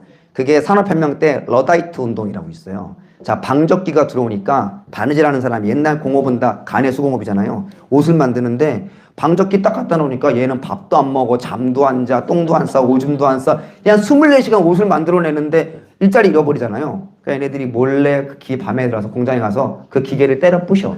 이걸 러다이트 운동이라고 불러요. 영국 때. 그죠? 그러면 아이고 무서워라 하고 기계를 안 도입합니까? 또 기계 만들면 되지. 얘네 경찰에 붙잡아가고. 막을 수 있어요, 없어요? 못 막아요. 그건 이재명이 만든 말이야. 거대한 물결은 못 막아요. 그럼 직업이 두 개로 갈라져요. 그 방적기를 다루는 고급 기술자 한 명. 그리고 방적기가 하지 않는 허드렛 일, 방적기 입구에 옷 넣어주는 거. 이런 거 있죠. 기계가 하기에도 하찮은 허접한 일을 인간이 하는 거야. 두 개로 갈라집니다. 실제로 그랬어요. 역사는 반복되는 거예요. 역사는 반복되는 거라고. 증기기관 들어왔을 때 딱 그랬어요. 증기기관은 설계하고 고치고 만지는 사람, 높은 연봉. 증기기관이 굳이 하기에 애매한 직업, 인간. 네. AI는 그렇게 되는 거예요. 그러면 우리 애들은, 우리하고 저희는 적응해야 돼요. 내가 어느 쪽을 가든가. 이거 에이 설마 하다가 훅 다가오면 나는 눈 떠보니 나는 실업자가 돼 있고. 그쵸? 그 다가오는 거예요. 그게 범용지능. 근데 저거는 우리 일자리를 뺐는데 저 ASI는 우리 생존을 뺐을 수 있어요. 그쵸? 그러니까 저거를 알아두셔야 되는 거예요. 자, 그러면 저 ASA가 오는 거를 좀 유식한 말로 싱귤레러티라고 부르는 거예요. 특이점. 인간의 지능을 초월하는 시점. 싱귤레러티. 특이점. 레이 커즈왈이 얘기했던. 원래 2047년에 온다고 그랬는데 지금 정설은 10년 안에 온다는 게 정설입니다. 그리고 더 놀라운 거.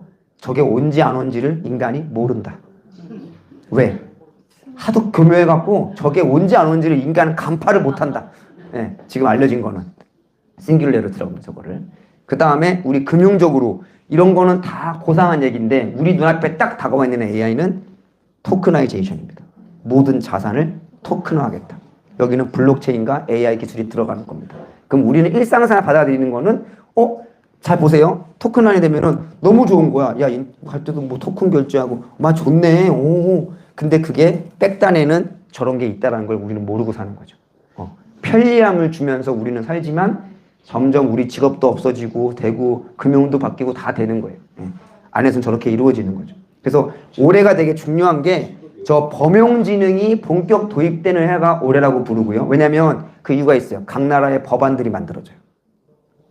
그 챗봇을 허용해야 되잖아요. 이미 기술은 끝났어. 법안들이 올해부터 줄줄이 만들어지고 토크나이제이션은 왜 올해가 언년이냐. 미국은 법을 만들었습니다. 만들었는데 발효가 안 됐어요.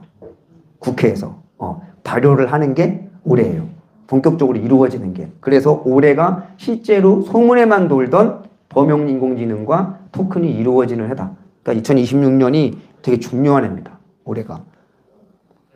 그래서 제가 여러분 보이잖아요. 그렇죠? 지금은 어마어마한 시기입니다. 1900년대에 다 마차. 그리고 헨리 포드가 만든 실제 요거는 시험용 차예요. 자, 이때 여러분하고 저하고 뉴욕에 딱 한국에서 이민 갔어. 뉴욕으로. 먹고 살아야 돼. 자, 마차 관련된 일을 하실래요? 차 관련된 일을 하실래요?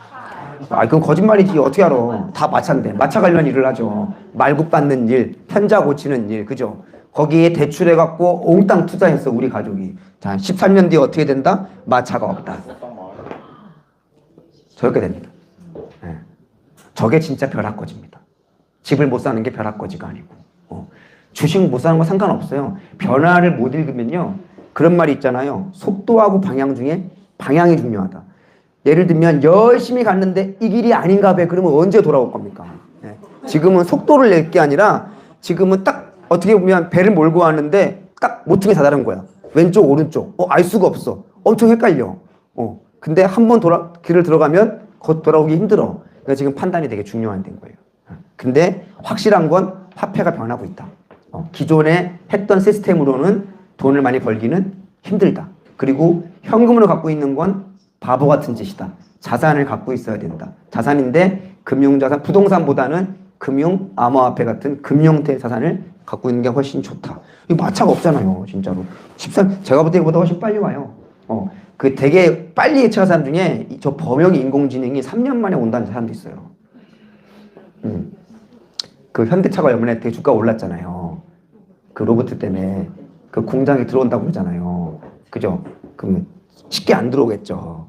그럼 어떻게 들어올 것 같으세요? 직원들이 못하는 것부터 먼저 들어오겠죠. 그죠? 예를 들면 뜨거운 일을 한다던가. 그렇죠. 그 다음에 차근차근 들어오겠죠. 그죠? 곧 해요. 그 다음에 집집마다 지금 로봇 청소기 되게 많으시잖아요.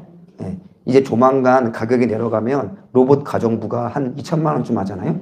그러면 집집마다 자가용 하나 두는 개념으로 로봇 가정부 두는 거예요. 2천만 원 비싸죠? 바디 프렌드처럼 렌트하면 어떡하실래요? 5년 렌트. 한 달에 7만 원. 확 다가오지 않아요? 종아리 마사지 해주고, 우리 마누라는 배고파 그러면 뚫뚫거리는데 얘는 빨대꾸도 안 해, 잠도 안 자, 맛있게 요리해, 빨래 개. 할래 안 할래요? 한 달에 7만 원. 금방 와요. 근데 그 렌트하는 결제를 루민트 코인으로 결제해. 예를 들면. 그게 암호화폐예요. 멀리 있지 않다고요. 훅 다가오는 거예요. 안 사실래요? 그때 가서 로봇은 뭐 정이 안 가. 뭐 남편이 더 정이 안 가지. 네? 맞잖아요. 그러면 어떻게 돼요? 집집마다 돈 있는 사람들은 각자 하나씩 두는 거야. TV가 보세요. 우리 옛날에 집이 TV 하나였다가 잘 사는 집은 방마다 TV 있잖아요. 왜? TV가 여기 내려가니까. 그쵸? 로봇가 여기 내려가면. 야, 너는 집에 있는 가정부 로봇이 여자 로봇이야. 아내는 마음에 안 들어. 나도 하나 살래, 남자 로봇으로. 한 달에 7만 원인데 뭐. 5년 렌트. 그거 왜 안 돼요? 되죠? 별거 아니에요. 얼가 생각하지 마시라고요. 금방 다가와. 그러니까 이런 걸 얘기하면 조심하는 게, 언젠가는 오겠다. 그래. 그게 곧 다가온다니까요. 네, 쑥 다가오는 거예요, 쑥. 알게 모르게. 그때 하면 준비하면 늦어요. 그래서 제가 말했던 거 바로 하세요, 바로. 아직도 ETF를 안 사신 분들은 좀 문제가 있다. 제가 계속 사시고, 그죠? ETF랑 암호화폐를 분할 매수하고 위 두 개를 계속 하세요, 계속. 예, 계속 하세요. 제가 좋아하는 말이에요. 우리나라는 중국을 별로 안 좋아하는데 미국은 워낙 많이 하니까. 이거 AI로 바꾸는데 원래 사진은 좀 못생기게 나왔어요. 마인이. 원래 마인이 못생겼잖아. 예. 마인이 어록이 되게 많은데 이 사람은 정말 자수성가한 사람이에요. 근데 난 이 말을 제일 좋아해. 보세요. 성공하는 사람들은 예를 들면 루민트를 이게 실체가 없을 때도, 그러니까 억울하지만 않게 우리 무슨 프로젝트 하면 첫 번째 사업자를 부러워하잖아요. 쟤는 순번이 좋아갖고. 근데 보세요. 아무것도 없었을 때 용기를 낸 거예요. 그죠? 그 대가를 받는 거야, 그 사람들은.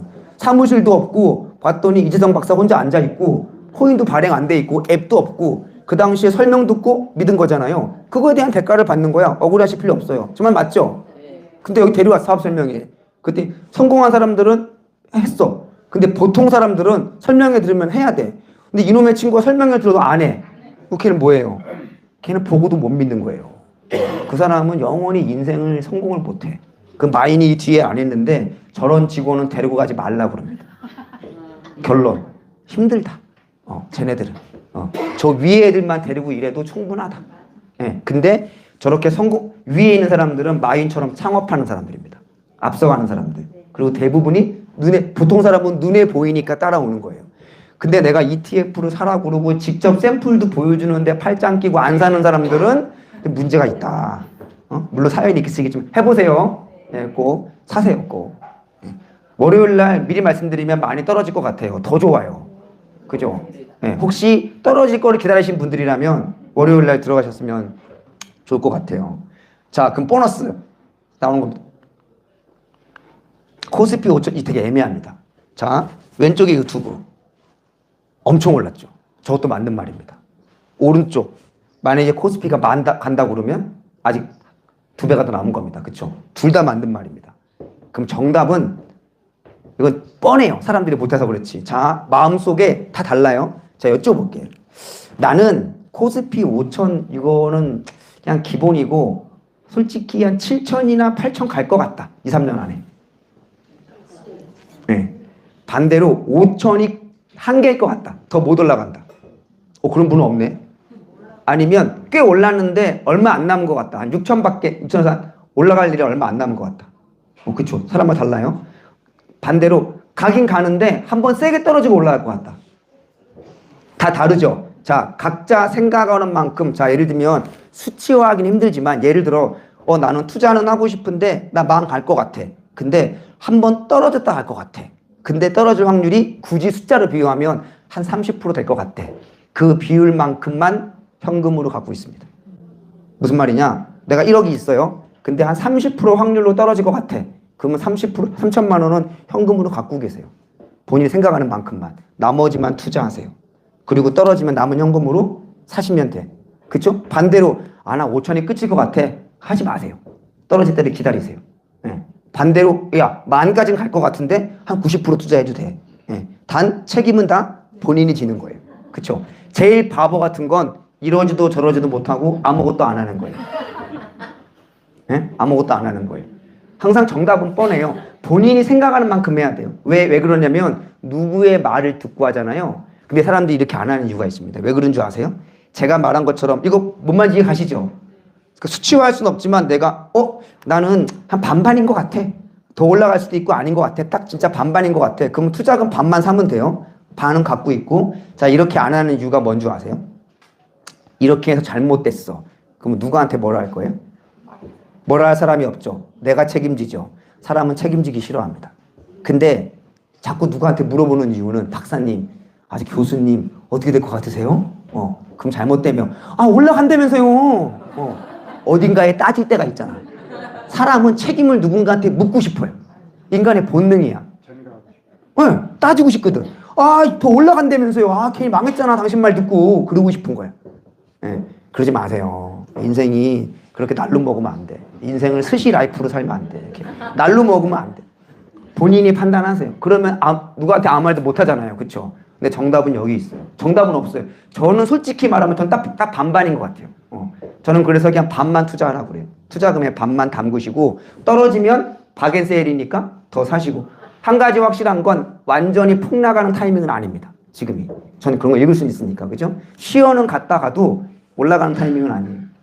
끝나는 타이밍은 아니에요. 그래서 이게 정답이에요. 아시겠죠? 네. 그래서 요거를 잘 보고 해보세요. 그리고 비트코인은 지금 너무 좋아요. 모아가기에 너무 좋은 타이밍이에요. 천천히. 루민트도 그렇고. 네. 만약에 루민트도 갑자기 1,000원 막 가시면 앞에 한 사업자는 좋아하는데 이제 막 노드 구입한 사람은 뭐야? 뭐 900일 동안 나온다면서 왜 바로 올라가? 나 못 줄라는 거야. 서로 희비가 갈려요. 그쵸? 그러니까 예를 들면 프로젝트 일찍 하신 분들은 좀 올랐으면 좋겠는데 이럴 거고, 어제 노드 구입하신 분은 서로 다른 거예요, 입장이. 그죠? 정답이 없어요. 제 말이 맞죠? 예, 각자가 입장이 있는 거예요. 각자가 판단해서 하시되 제일 나쁜 거. 그러면 일단 기다리니까 노드를 구입 안 하는 게 맞아요?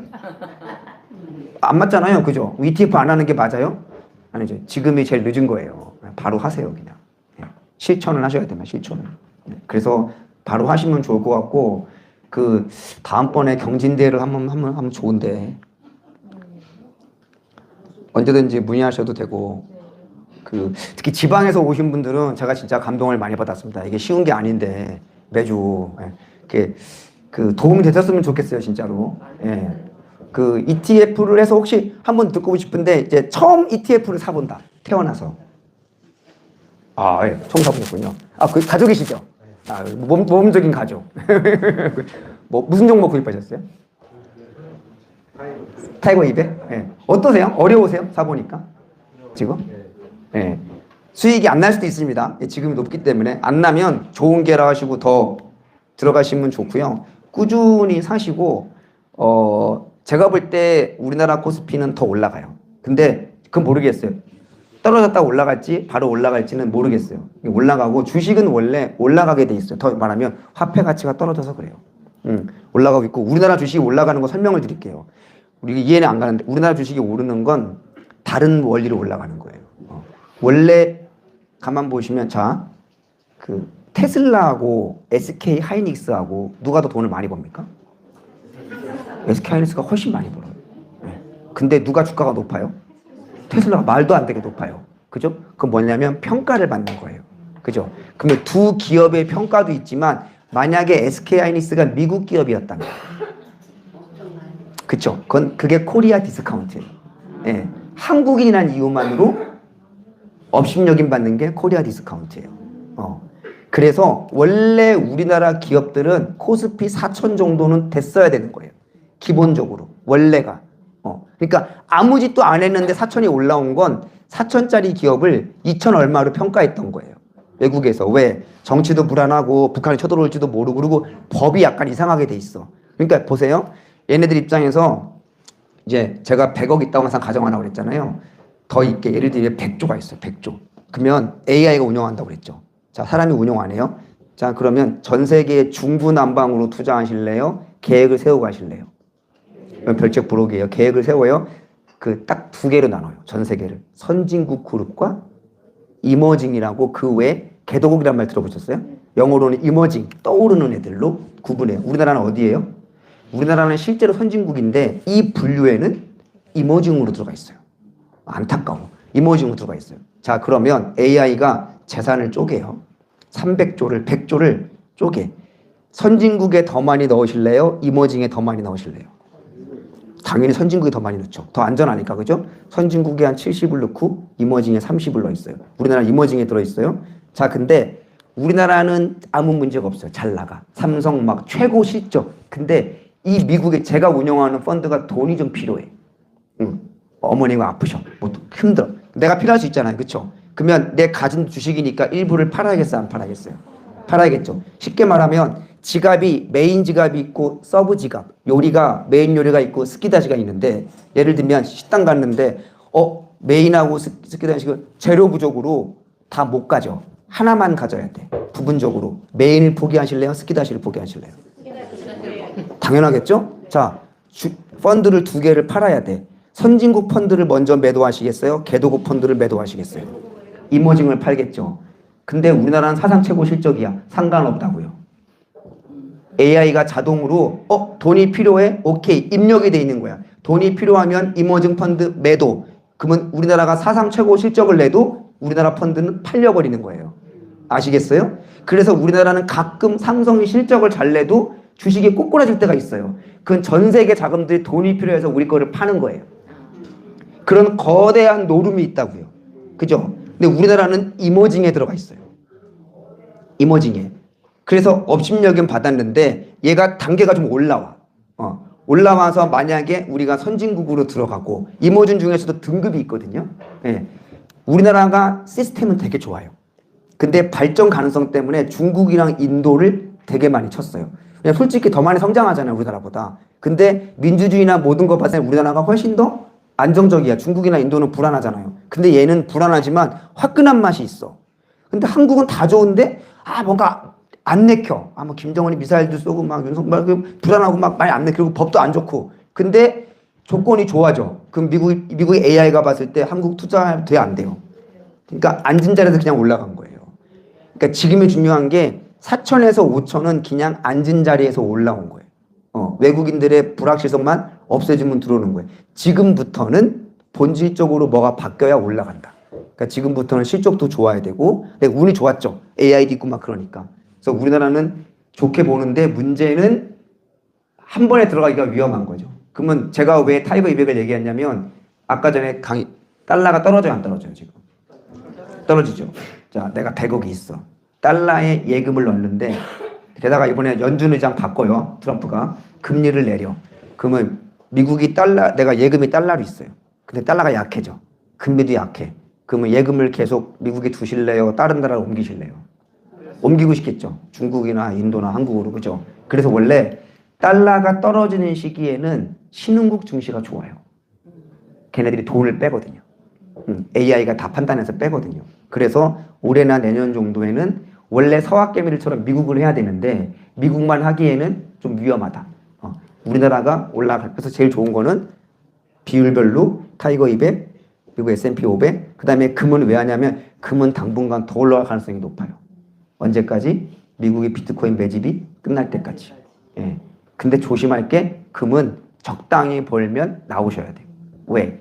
트럼프가 끝났다는 신호를 우리한테 카톡으로 주지 않는다. 예. 금은 떨어질 때 놀랍게 떨어져요. 금요일날 그래프를 보세요. 3개월치가 하루 만에 떨어집니다. 은은 4개월치가 한 번에 떨어졌습니다. 하루에 28% 하락했어요. 은은. 예. 무서운 놈들이에요, 얘네들은. 그러니까 적당히 먹었을 때 금은 야금야금 파셔라. 근데 그럼 예를 들면 제 말린 질문이 금은 많이 오르네 지금 해도 되나요? 해도 됩니다. 한 번에 하는 게 아니라면. 예. 더 올라갈 가능성이 높다고 봐요, 저는. 근데 이미 올랐으니까 몰빵하기에는 힘들고 야금야금 제가 은을 뺀 게 우리나라 은은 현물 ETF가 없습니다. 선물 ETF만 있어요. 뭐가 다르냐면 선물은 계약이 왜곡돼요. 없는 걸 거래하는 거기 때문에 제가 소개한 ETF는 제목에 현물이 들어가죠. 얘는 금과 격이랑 똑같이 가요. 그래서 은은 그냥 사고 싶으시면 은 실버바를 사시던가. 근데 굳이 필요 금 ETF를 사세요. 네. 만약에 정말로 나는 은을 사고 싶다. 그러면 미국에 있는 은 ETF를 사세요. 그건 현물 ETF입니다. 현물 ETF. SLV라고 있어요. 블랙록이 만든. 전 세계 제일 큰. 미국밖에 우리나라는 은 ETF가 없어요. 그렇게 해서 차곡차곡 모아가시면 되고 마무리로 제가 지금 이 화폐가 바뀌는 거 얘기했죠. 그러면 사실은 이런 질문을 저한테 하실 수 있어야 돼요. 제가 예상했는데 안 하실 것 같아서. 자, 화폐가 바뀌잖아요. 그럼 이렇게 할 수 있죠. 그럼 제 말의 뜻은 암호화폐가 이제 어느 정도 주인공이 된다는 얘기잖아요. 근데 제가 하는 강의는 기존 금융에 있는 ETF나 이런 거잖아요. 그러면 그냥 과감하게 암호화폐만 모아가도 되잖아요. 그죠? 뭐 지수 ETF 이런 거 안 하고. 그죠? 맞잖아요? 그거 안 궁금하세요? 그냥 어쨌든 암호화폐가 올 것 같은데 가진 돈 다 암호화폐를 모으는 게 맞지 않을까요? 그죠? 그러면 망하는 거야 이제. 그 암호화폐가 오는데 가만 보세요. 인터넷이 왔죠. 그러면 인터넷 원래 개발회사, 인터넷 송전회사가 돈을 제일 많이 벌어야 되는데 실제 누가 많이 벌었어요? 인터넷을 기존의 업체들인데 인터넷을 잘 활용하는 기업들이 돈을 벌었어요. 자, XB2 카드 저는 신청 중에 아직 오고 있는데 발급 받으신 분 계세요? 오, 많다. 써보셨어요? 네. 신청하신 분 아직 안 나왔는데 신청 계획 중에 있는 분. 자, 신청하신 분 중에 비자 신청하신 분, 마스터 신청하신 분. 다 대부분 비자가 더 익숙하니까 그렇죠. 자, 보세요. 여기서 우리는 증거가 나옵니다. 자, 엄밀히 말하면 비자는 전통적인 금융산업입니다. 그죠? 법정화폐 세계에 속하는 겁니다. 맞죠? 구닥다리 아까 보면 마차에 속하는 겁니다. 그죠? 우리 엑스비트는 루민트는 혁신적인 에 속하는 겁니다. 근데 여러분은 비자 들어있다고 좋아하시죠? 그죠? 인간 세계는 기존에 익숙한 거를 떨치고 다른 세계로 가기 힘듭니다. 그래서 항상 새로운 혁신이 오잖아요.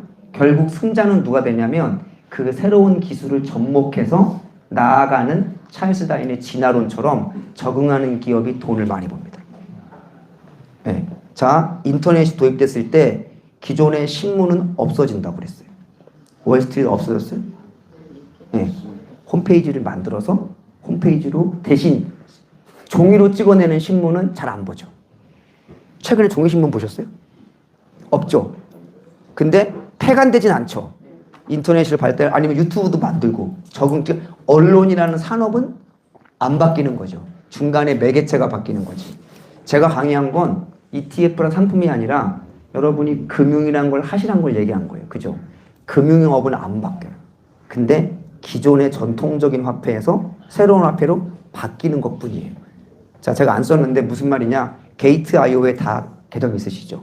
그죠? 리미트를 받아야 되니까. 게이트 IO에 암호화폐만 거래하는 줄 아세요? 거기에 테슬라, 엔비디아 상장돼 있습니다. 토큰으로. 조만간 블랙록의 ETF가 게이트 IO에 상장되겠습니까? 안 되겠습니까? 돼요. 거기서 ETF 하시라는 거예요. 근데 그걸 ETF를 알아야 될 거 아니에요. 그죠? 그러려고 제가 교육한 거예요. 네. 암호화폐를 모으면 뭐 할 거예요? 그걸로 돈을 벌어야 되는데 여전히 우리 돈을 버는 건 금융 투자로 돈을 버는 거예요. 그 방법은 안 바뀐다고요. 신석기 때부터 구석기 때부터 안 바뀐다고요. 투자하는 매개체와 기술이 바뀌는 것뿐. 그렇죠? 근데 이걸 우리가 모르고서는 할 수가 없잖아요. 예. 떠오르는 암호화폐에 관심을 가지고 가지시되 투자 행위는 안 바뀌는 거예요. 그게 ETF 행태 이런 건 안 바뀌는 거예요. 주식이 뭐고 채권이 뭔지는 알아야 게이트 IO건 그게 미래에셋 증권에서 하던 게 게이트 IO로 옮겨가는 것 뿐이에요. 그쵸? 맥락은 똑같단 말이에요. 근데 그걸 모르면 안 되잖아요. 그때 가서 질문은 똑같아요. 언제 사요? 언제 팔아요? 뭘 사요? 똑같은 질문 하실 거 아니에요. 그건 게이트 IO를 하건 루미트 할아버지 갖고 있던 똑같은 질문인 거예요. 여러분의 숙제가 안 풀려요. 그거를 해결해 드리려고 제가 사실은 의장님께 이걸 얘기 드린 거예요. 여러분들이 루미트로 돈을 벌어야 돼요. 근데 그 번 돈을 다시 금융이라는 형태로 자산으로 갖고 계셔야 돼요. 근데 교육을 안 하면 기껏 루민트로 돈 벌어서 한강변에 아파트 산다 이제. 똘똘한 한 채 막, 나쁘진 않아요. 예. 그러지 말라고. 예. 금융의 형태로 갖고 계시라고. 근데 아셔야 되잖아요. 그쵸? 그래서 지금 법정화폐로라도 야금야금 연습을 해보시고, 우리 루민트로 돈 벌 거잖아요. 그죠? 그걸로 다시 루민트로 벌어갖고 다 쓰실 거예요. 장렬하게, 막 파티하고 막 루민트 하나에 10,000원이다! 그러고 뭐, 그러진 않을 거잖아요. 막 루이비통으로 막 치장하고 요트 사고 막 안 그러실 거잖아요. 그거를 어떤 형태로든 자산으로 바꾸실 거 아닙니까? 그죠? 그 자산을 제가 얘기한 거잖아요. 주식이나 ETF나 채권의 형태로. 그쵸? 근데 그때 이거 어떻게 사야 되는 거야? 그럼 너무 늦잖아요. 그쵸? 그래서 제가 이 교육을 하는 거고, 돈 벌기 전에. 그래서 이런 프로젝트로 돈을 많이 버신 분들 중에 돈을 갖고 있는 분들이 별로 없었다는 거예요. 왜? 버는 것도 있지만 지키는 건 따로 있잖아요. 그죠? 루민트로 벌어서 금융자산으로 잘 치환해서 여러분의 돈으로 인마이 포켓으로 만드셔야 돼요. 그쵸? 그래서 이거 제가 가르쳐 드린 거예요. 저도 다 같이 우린 루민트를 하니까 루민트로 한번 잘 해보아요. 알았죠? 돈을 벌어서 금융자산으로. 자, 3주간 고생하셨습니다.